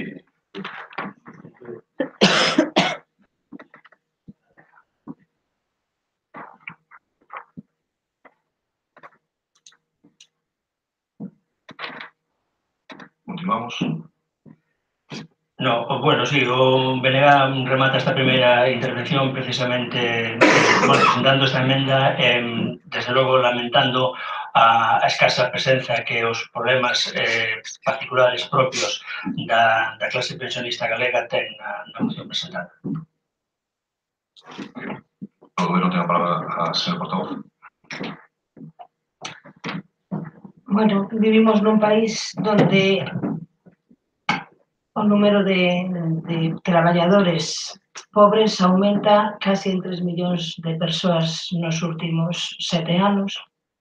Vivimos nun país donde as pensións que debían asegurar a tranquilidade dos maiores, que foron a base da familia e, desgraciadamente, o siguen sendo porque neste país no que vivimos casi a metade dos traballadores ganan menos de 1.000 euros netos ao mes. Vivimos un país donde a mitade da poboación é pobre, desde o punto de vista donde a pobreza, desde o punto de vista que se considera pobreza no mundo occidental, evidentemente. E, desgraciadamente, estamos vendo como ano tras ano, mes tras mes, as persoas xubiladas o que ven é como diminúe a súa pensión. Ademais, a nivel sanitario, a nivel farmacéutico, ven como teñen que comprar cada ano tras ano, máis medicamentos e moitos deles, ademais, teñen que pagar parte das súas medicinas, porque en algúns casos vense obrigados a ello, sendo, ademais, as persoas máis consumidoras de medicamentos, precisamente porque son persoas que xa, a medida que temos máis idade, evidentemente, temos máis achaques e máis problemas. Vivimos nun país que chegamos aquí, traemos unha moción que a mí me parece moi interesante, a moción que presenta o Partido Socialista, pero que non é capaz no Congreso dos Diputados pois dar realmente promover un cambio que é necesario, porque o cambio necesario é que cambie un partido que é o Partido Popular que nos leva a unha situación onde se afoga cada día máis aos traballadores e traballadoras deste país. Entonces, como ben decía antes, o voceiro do BNG é unha maravillosa declaración de intencións, pero ao final os cambios reales se dan cando realmente se aposta por políticas diferentes. Manter a un partido que o Partido Popular que leva a cabo este tipo de políticas en contra dos traballadores e traballadoras deste país, en contra dos xubilados e xubiladas deste país, pois evidentemente nos deixa nunha situación onde pouca solución vamos a ter, porque as maiorías ao final se consiguen no Parlamento. E claro, é certo que o Partido Socialista, xunto con outros partidos, fan unha proposta legislativa, se aproba, pero non se leva a cabo, polas razóns que sexa, pero a priori o Partido Socialista e os resto dos partidos sabían o que iba a pasar. Por lo tanto, non vamos a cambiar nada, mentras realmente non se cambie ao goberno que hai neste país. Temos que ser realistas e eses cambios, pois ao mellor sería o que tiña que estar pedindo o Partido Socialista pois ao seu propio partido no Congreso dos Diputados. O Partido Popular. Bien, yo creo que todos estamos de acuerdo en que uno de los grandes pilares del estado del bienestar es el sistema público de pensiones. Creo que la gran responsabilidad de los políticos y del gobierno es tratar de mantenerlo y perdurarlo y mejorarlo en las medidas de lo posible. La realidad es que las circunstancias en las que hemos vivido, la gran crisis que hemos vivido, ha hecho que el sistema tenga problemas, sobre todo por un parámetro que es el más importante, la pérdida de 3 millones de trabajadores, que ha pasado, ha supuesto un déficit enorme mes a mes, año a año. Déficit que se ha ido cubriendo gracias al fondo de reserva que en su momento estableció el Partido Popular, cuando realmente el sistema contributivo de pensiones generaba un superávit de cerca de un 1,5% del PIB. Hoy estamos en un déficit del 0,04% del PIB. Y eso supone haber tenido que tirar de la lucha por ser previsibles, por ser responsables y sobre todo por tratar de hacer que el sistema sea sostenible. Todos no creo que haya nadie que no quiera que los pensionistas cobren más, que tengan mejores prestaciones, todo el mundo. Pero creo que lo serio y responsable es hacer que el sistema sea sostenible y perdurable en el tiempo. La realidad económica es lo que es. Y que nadie va a decir que no queramos que suban. Yo, el primero, creo que mi madre y el resto de personas próximas que son jubiladas, lo que quiero que cobren más. Pero lo que sí que quiero es que todo el mundo cobre y que el sistema sea perdurable. Creo que hablamos muchas veces de forma, pues no sé si demagógica, pero creo que, oye, uno de los grandes hitos que hemos conseguido es que realmente dentro de la crisis que hemos vivido a nivel y las repercusiones que ha tenido a nivel familiar y personal y laboral de las gentes, uno de los sectores que menos ha tenido repercusiones o menos problemática ha tenido dentro de la dificultad que ha tenido toda la población es el de los pensionistas, gracias a Dios. Creo que es el gran esfuerzo que hemos hecho todos como sociedad. Y creo que realmente desde el Partido Popular lo que hemos tratado de garantizar, vuelvo a decir, es la sostenibilidad del sistema. Todos hablan de lo mismo, pero creo que nadie aporta soluciones. Realmente creo que esto se basa en lo de siempre. El Pacto de Toledo, sentarse y dialogar, porque todo pasa por repensar las cosas.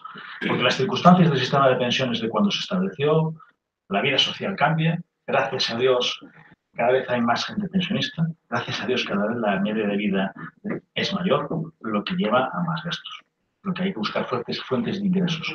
Pero creo que también tenemos que ser sensatos y serios. Es decir, la fuente de ingresos primordial del fondo de pensiones se basa en las contribuciones sociales. Contribuciones sociales que hoy por hoy son de las más altas de Europa en proporción al ingreso por trabajador. Y creo que realmente lo que tenemos que ser conscientes es que hemos pasado de un déficit de 3 millones de trabajadores a crear empleo. Probablemente cuando consigamos recuperar los niveles de empleo que teníamos antes de la crisis, y realmente gracias a las políticas que hoy entiendo que ustedes no van a compartir y que siempre dicen que son muy malas, pues cada año se generan cerca de 1 millón de trabajadores, con cotizaciones que pueden ser mejores o peores, pero que sí que al menos contribuyen a que el sistema sea sostenible y perdurable. Entiendo que todo esto hay que ir paso a paso. No podemos pedir que de hoy para mañana todo sea de color de rosas porque la realidad es que alguien tiene que pagarlo. Y creo que cada uno puede aplicar distintos criterios y distintas políticas, pero creo que al menos hay que reconocer al Partido Popular que encontrándose en una situación donde se han perdido 3 millones de trabajadores, ha sabido de forma responsable sostener el sistema de pensiones, ha conseguido que en los últimos años la revalorización de las mismas, siendo continua, no habiendo suspendido nunca la revalorización de las mismas, sea más o menos acorde a la realidad de la sociedad, porque el IPC era bajo. Es cierto que este año no se cumple, pero es este año. Pero lo que sí es cierto es que lo más importante, y creo que debería ser lo primordial que debe regir todo este tema, en el tema de las pensiones, es que hacer que el sistema sea perdurable y sostenible. Que eso va a llevar a cometer reformas que probablemente muchas veces no sean del agrado de todo el mundo, es cierto. Pero creo que lo que no podemos es engañarnos. Cada año se está sacando del fondo de pensiones cerca de 15.000 millones de euros. Tal como lo tenemos, si queremos subirlo todo está estupendo, pero alguien va a tener que pagar esa diferencia.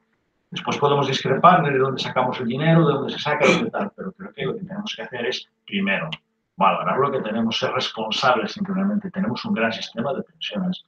Creo que esa afirmación de que la mitad de la población está en términos de pobreza, pues hombre, es un poco atrevida, porque realmente hay gente que pasa problemas, muchos, quizás más de los que debieran, pero no la mitad de la población de este país. Soy consciente de que muchas familias incluso llegan a fin de mes gracias a los pensionistas. Pero es una realidad social, pero también tenemos que ponerlo en el entorno en el que estamos, en una situación donde hemos venido de la peor crisis que hemos vivido nunca en este país, y que provocada por lo que fue, y que por las consecuencias que tiene. Y eso supone esfuerzo, sacrificio y trabajo por parte de todo el mundo. Y no podemos pretender que de hoy para mañana todo se arregle. Y que la realidad social es variable. Y como es variable, hay que ir variando las condiciones. Es cierto que, oye, me acuerdo al principio, por lo que te cuento, al principio del sistema de pensiones, que con 2 años de cotización tenías la pensión. Y todo eso ha tenido que ir evolucionando porque realmente cada vez hay más pensionistas, cada vez la masa social y económica que implica es superior, y realmente hemos sido, creo que entre todos, capaces de garantizarlo y que perviva.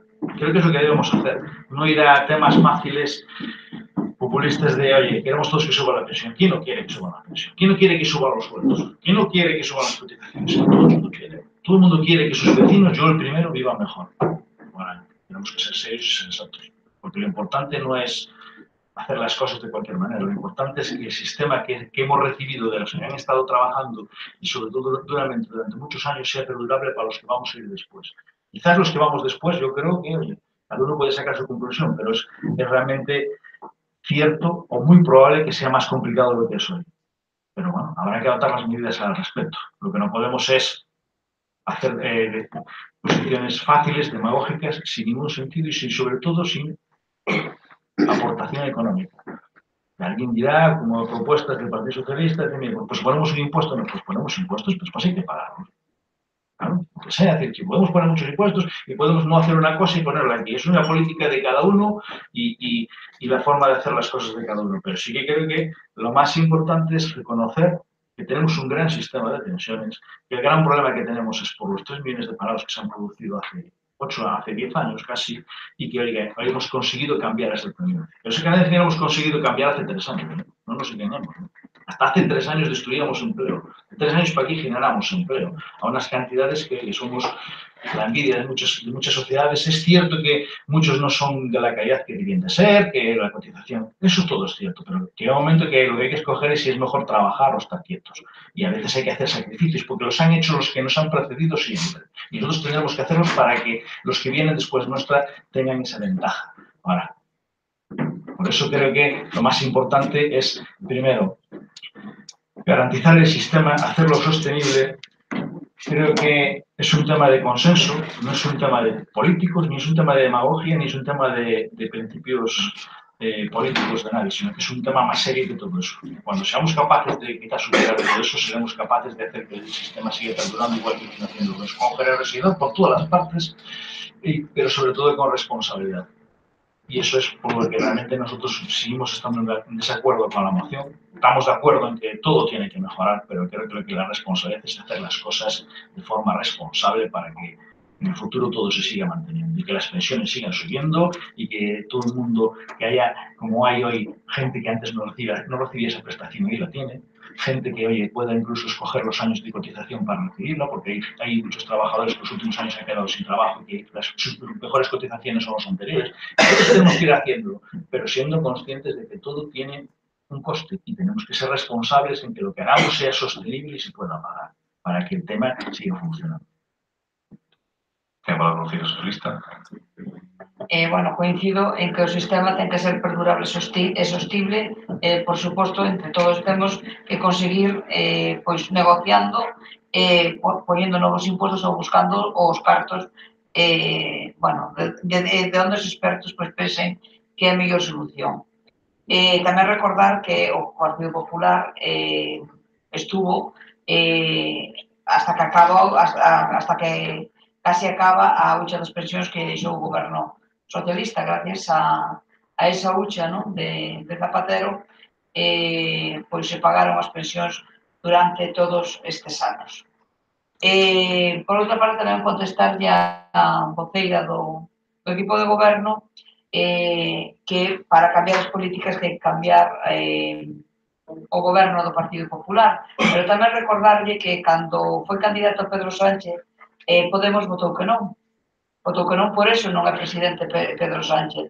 Pero, en cambio, Podemos foi capaz de absterse agora en Cataluña para apoiar os independentistas. Con cal non hai que ter unha memoria selectiva nin decir eslóganes de partido de que o Partido Popular si se quer que se saca, non. Só puderon haber feito e non o fixeron. Eso é así. Despois, con respecto ao acordo, eu creo que eu entendo que poñer este punto como un máis a mí non me molesta, por mí que as pensións non creo que volvan agora, cada vez somos a población é máis envellecida e non creo que agora se está aos 67 anos a idade de xubilación a vayan a rebaixar, porque cada vez, bueno, vamos crecendo tamén en idade moitos, non? E vai a ser algo imposible. Pero a mí non me importaría incluir o punto dentro da moción, pero o punto que ten sustituílo por apoiar os sindicatos, os ten comisións obreras na súa demanda dunha subida das pensións máis baixas, co objetivo de avanzar a 1.000 euros de pensión mínima, acorde co salario mínimo interprofesional, non me parece que sea unha cousa que este fora de lugar. Eu creo que está ben, é recuperar o consenso en materia de pensións a través do diálogo social e do pacto de Toledo para que as pensións volvan a revalorizarse conforme a evolución de prezos. Eu non me parece que este punto o haga que sustituir por nada. Pódese poñer máis puntos nesta moción, pero un montón deles. Pero non entendo cal é o motivo porque non se está de acordo para que se poda avanzar hasta chegar a 1.000 euros e apoiar aos sindicatos, porque os traballadores podemos falar o que queiramos dos sindicatos, que son vendidos ou que son o que sea, pero se os sindicatos non souberan conseguido os traballadores as melloras que se levan conseguidas. Non sei como procede agora, pola miña parte, eu se hai que poñer o acordo do BNG dentro dos acordos, non teño problema ningún, pero emendar, sacar un por instar ao Goberno do Estado a demandar da Xunta de Galicia a súa intervención para derogar os negativos cambios introducidos no sistema das pensións desde o ano 2011, restablecer a xubilación ordinaria aos 65 anos e calcular a cuantía das pensións sobre os 15 mellores anos cotizados e a escolla dos traballadores e traballadoras. A ver, non me parece que esta teña que sustituir a outra. Pode ser un punto máis. A mí non me importaría. Pero é que non entendo pois o tema de eliminar o punto primeiro de que intentar que os xubilados, que aquí tamén se fala na moción, que a pensión máis frecuente de 650 euros, non se fala especialmente do réxime do mar, nin do réxime especial agrario, pero aí están, as pensións mínimas siguen sendo esas. Non entendo por que hai que sacar este punto, si procede, bueno, si se vota e a maioría entende que hai que sustituílo, pois hai no que aceptar, non me queda outro remedio, pero por min en principio non entendo a sustitución de un punto polo outro porque non é mellor o que propón o BNG que o que ten esta moción.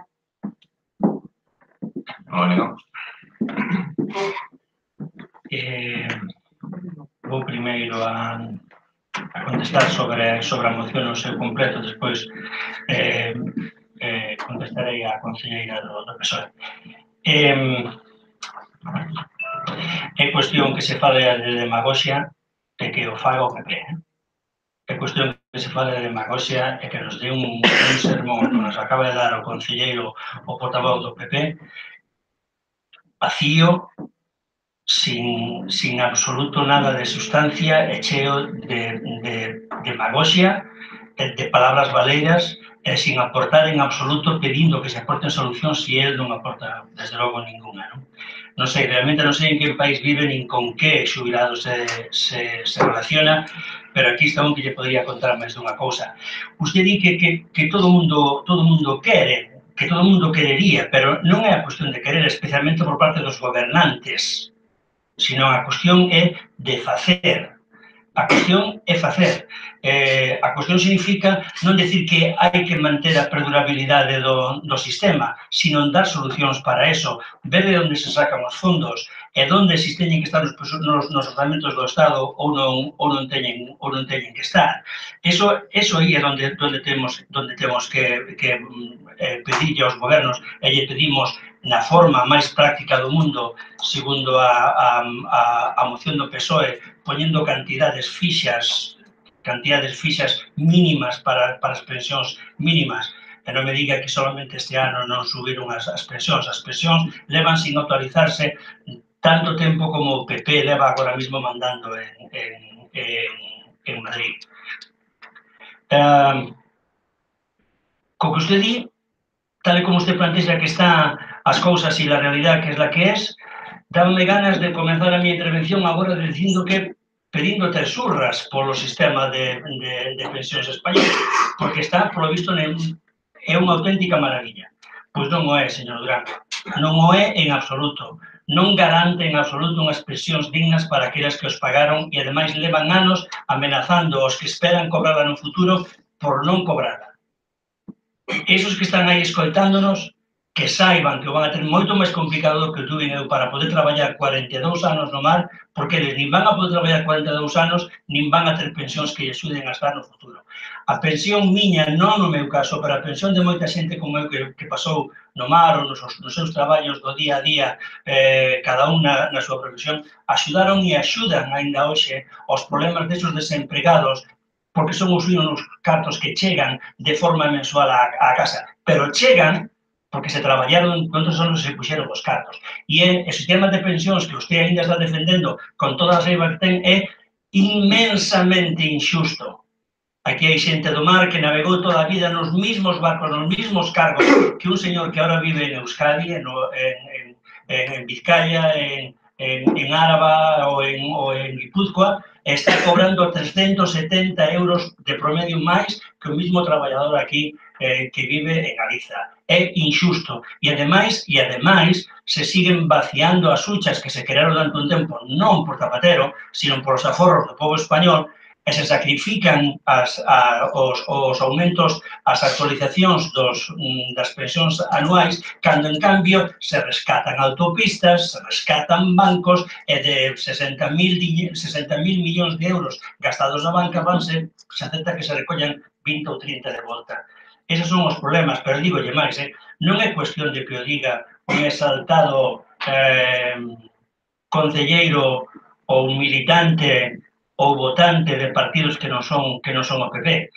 Hai unha chamada Autoridade Independiente de Responsabilidade Fiscal, que ven a ser máis ou menos eses señores de negro que a Unión Europea puxo en Madrid para que poidan seguir comprobando día tras día a estabilidade orzamentaria, ou seja, os recortes e a xestión intervida do goberno español, que están en contra, precisamente, de que non se actualicen, non de que se lle dé unha subida en forma de esmola, e que calculan que en este momento, nos últimos 4 ou 5 anos, son 4 ou 5 anos, a perda real do poder adquisitivo dos pensionistas chega ao 7%.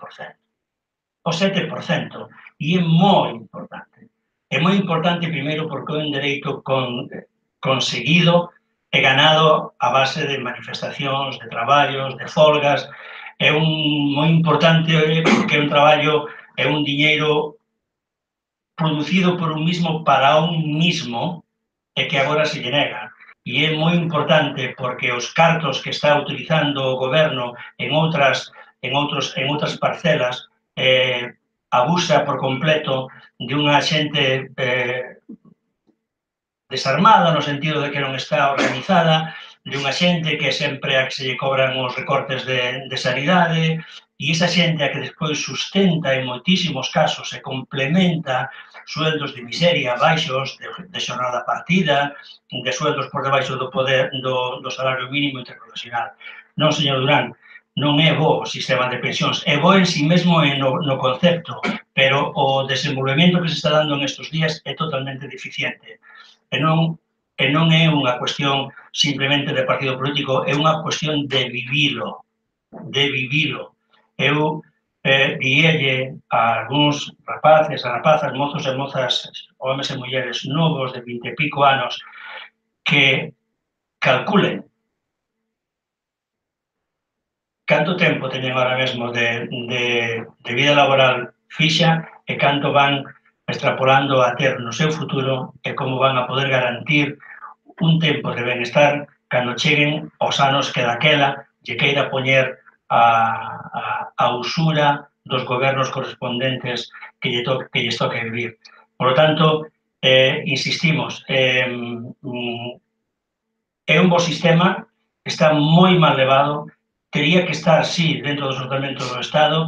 Desde logo, insistimos unha vez máis na falta de detalle a problemática específica dos pensionistas e das pensionistas galegas que estamos en este momento, insisto, no segundo posto por a cola con relación a todo o Estado español.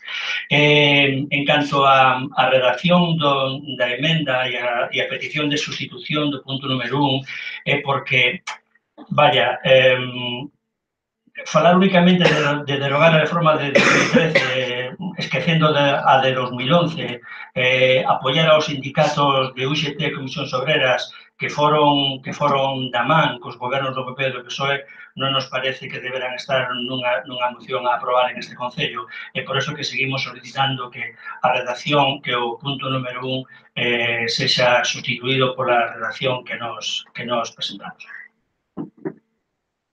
Para o Goberno, ten a palabra portavoz. Bueno, a verdade é que preocupa moito cando oímos falar a representante aquí no Concello do Partido Popular, decir que, claro, esta é a realidade e temos que asumila así porque non nos queda máis remedio. Levan moitos anos convencéndonos de que todo é culpa nosa. Todo é culpa dos traballadores, que vivimos por encima das nossas posibilidades, que si tivemos... Sempre a culpa é nosa, e agora tamén a culpa dos maiores, pero a realidade é que as empresas teñen un 200% máis de beneficio que hai uns anos. Ahora, en tempos de crisis, un 200% máis de beneficios, mentres que os salarios están un 6% por debaixo. E non hai ningún interés por parte do Goberno do Partido Popular de cambiar esa realidade. É unha realidade que, se facemos unha regla de 3, afecta directamente as pensións, evidentemente polo que vostede decía antes. Non porque a cotización vai a ser menor. Non hai posibilidades, polo tanto, desde o punto de vista do Partido Popular, de cambiar nada. Estes días víamos na prensa que as diferencias entre a parte máis rica neste país e a parte máis pobre cada vez é máis grande, a fractura cada vez é maior. E parece que o Partido Popular o ve como algo que é unha realidade que temos que asumir todos e aguantar e non cambiar nada, porque que lle vamos a facer? Mentres tanto, apuntaba ahora mismo o voceiro do BNG, rescatamos, pois eso, autopistas, e seguimos ademais aumentando, que logo discutiremos eso tamén, pois as peaxes, en beneficio sempre dos mismos, porque ao Partido Popular e ao Goberno do Partido Popular sempre o que máis importa é beneficiar sempre aos mismos, para enriquecer sempre unha parte da sociedade. E claro, para enriquecer esa parte, sempre ten que ser encima de alguén, e é da maioría. Porque para que meden uns poucos, para que meden moito uns poucos, é necesario poñer o pé en riba da maioría.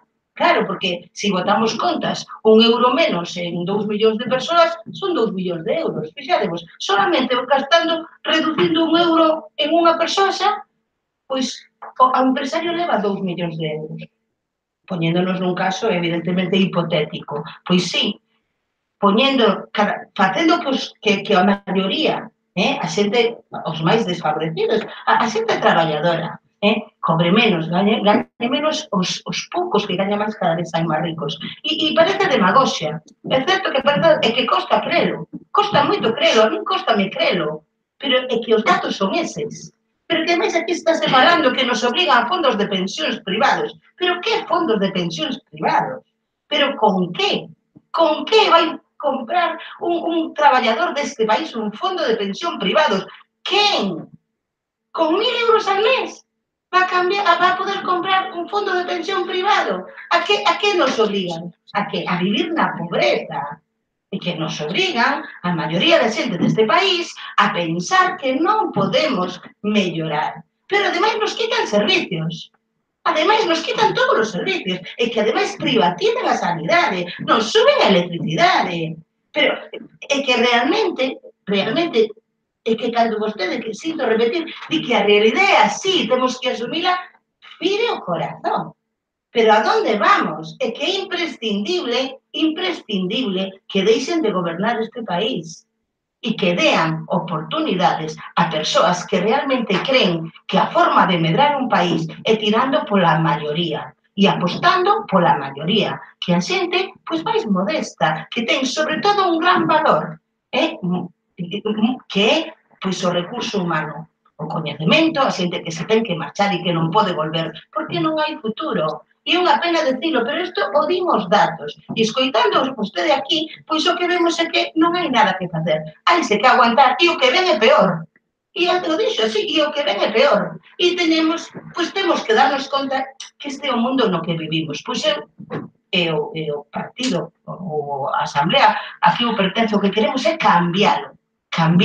E creemos que o que hai que facer é sacar do goberno a persoas que pensen así como vostede, señor.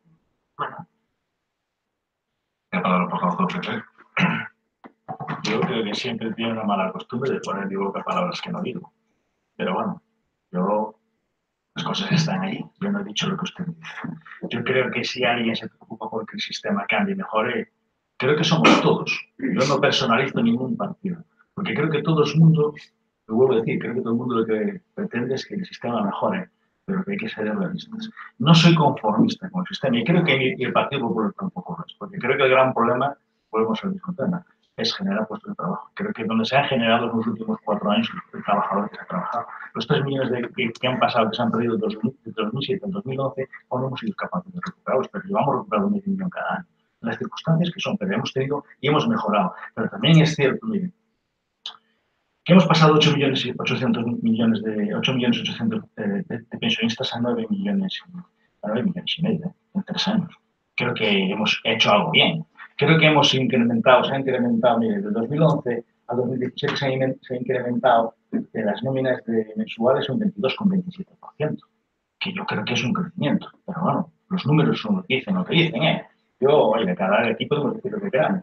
Es decir, mira, la cuantía media de las pensiones de 2011 ahora se han incrementado un 13,2%. Ustedes dirán que es todo muy malo. No. La cuantía media de las pensiones se ha incrementado un 13,2%, pero aquí parece que todo está, es decir, aquí todo está muy mal hecho. Es cierto que todos hablamos del fondo de reserva, aquí todo el mundo se apunta al tanto, pero la realidad es que el fondo de reserva se constituyó en el 2000, creo que fue en el 2000. Tengo aquí el dato. Mire, en el 2000. Creo que quien gobernaba era quien gobernaba en el 2000. Yo ahora parece que todo el mundo se apuntó a la historia, pero creo que quien fue previsor y quien fue viendo la historia y habiendo superávit, es así. Y creo que las cosas tienen que evolucionar. Y creo que tienen que evolucionar a mejor, pero todo esto se basa en el consenso. Y esto no es un tema de demagogia ni de facilidad. ¿Quién no quiere que todo suba? Todo el mundo quiere que suba, porque todos tenemos que hacer un esfuerzo entre todos para que las cosas mejoren. Usted no me puede acusar a mí de decir que el Partido Popular o que yo quiero que las cosas vayan a peor, de pisar o presionar a la gente. Yo creo que está usted haciendo afirmaciones que no son ciertas. Mire, el sector empresarial, que siempre ustedes critican todos los días, es una parte muy, muy importante de este país. Y creo que tienen que empezar a pensar que no es el enemigo, sino que es alguien que colabora en el crecimiento económico, que es el que genera riqueza y crea empleo. Y que muchos empresarios también lo han pasado muy mal y lo están pasando muy mal. ¿Entiendes? Habrá quien le vaya muy bien en la vida y ojalá hubiera muchos que le vaya así bien en la vida. Porque cuantos más sean los que le vayan bien, más nos irá mejor a todos. Ojalá, cada uno lo puede interpretar de muchas maneras. Creo que realmente el Partido Popular trata de mantener las cosas, de mejorarlas, de lo que ha recibido una situación muy complicada a nivel de empleo y a nivel económico, cambiarlo. Y lo ha conseguido. Con que se puede hacer mejor. Esto todo es cuestionable y todo es opinable. Pero la realidad es que le ha tocado, como se suele decir, bailar con lo más feo en las peores circunstancias, con la peor canción. Y ha sido sabido o ha sido capaz de darle la vuelta en circunstancias que todo el mundo dirá es que había que hacerlo mejor, bueno, pero lo que había es que hacerlo. Y hemos pasado de destruir cerca de 2.000 y pico empleos diarios a generar 2.000 y pico empleos diarios. Sé que después ya empezamos con que si es mejor, claro, sí, que todo el mundo pretende que las cosas vayan mejor, pero eso tiene que ir paso a paso. Eso tiene que ir paso a paso. Y estamos hablando de la pérdida de poder y los números dicen lo que dicen. Se paga 1 millón y pico más de pensiones en los últimos 4 años, que se paga más de media, la revalorización, se ha asegurado la revalorización, así como otros gobiernos congelaban la subida, y ahora parece que los malos somos los que hemos garantizado que se suba, que el único año en el que ha habido una diferencia entre la suba y el IPC es este año, por el tema del coste de la energía, pero es la realidad. ¿Nos gustará o no? Entiendo que todo el mundo quiere que suba más. Entiendo que cuando a un pensionista le llega a fin de mes o le llega y la subida es de 1 euro y pico, y dice, coño, es que es 1 euro y pico, pero es que es la realidad de la sociedad, de los datos económicos, igual que lo que le pasa al trabajador que le sube, que tiene su nómina condicional, que todos queremos cambiar. Hombre, ¿quién no? Pero creo que la diferencia es ser realistas. Y creo que yo sigo, independiente de la opinión de otros, creo que tenemos que estar orgullosos del sistema que tenemos, porque nos lo hemos dado entre todos. Y creo que lo que nos falta es, quizás, generosidad y llegar a acuerdos donde hay que llegar, que es en el Pacto de Toledo. Y no utilizar estas cosas como herramienta política, porque oye, esto es todo fácil. Pero entiendo que cada uno quiere hacerlo de distinta manera. Entiendo que las cosas son como son. Y creo que los datos son los que son. Y ya. Creo que la realidad es que si alguien ha sido capaz de que permanezca y siga vigente y mejorar el sistema de pensiones, en los últimos años ha sido el Partido Popular, que ha conseguido que se genere empleo, que es la única garantía de que el sistema siga siendo sostenible en el futuro. Ha conseguido que las pensiones suban, ha conseguido pagar más pensiones, y creo que ese es el camino. Después de eso, todo es mejorable, sin duda, pero lo importante creo que también hay que reconocerlo. Creo que, bueno, eso, bueno, como al final tampoco nos vamos a llegar nunca a acuerdo en estas cosas, no vamos a hacer más vueltas porque parece que estamos aquí arreglando el país cuando estamos donde estamos. Non será por tempo, porque mira que damos tempo con este punto. Ten a palabra o Rocío.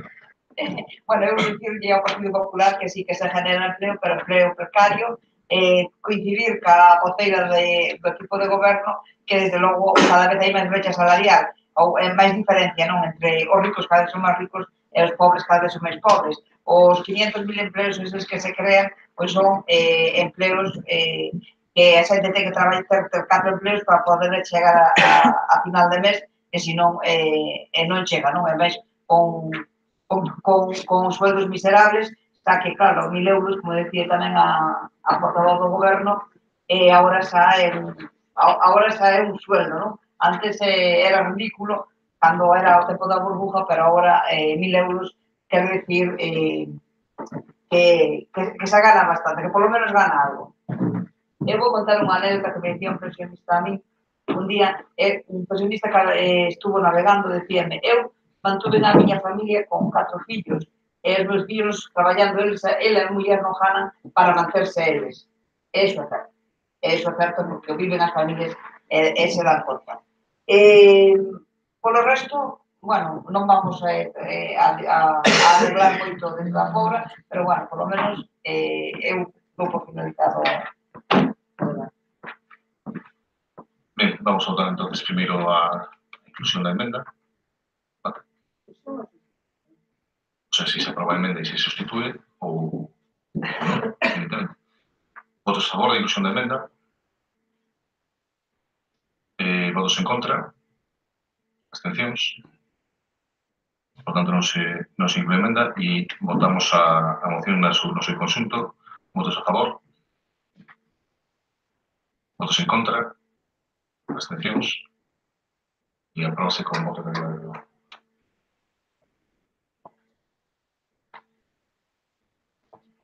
Vamos a facer un breve descanso.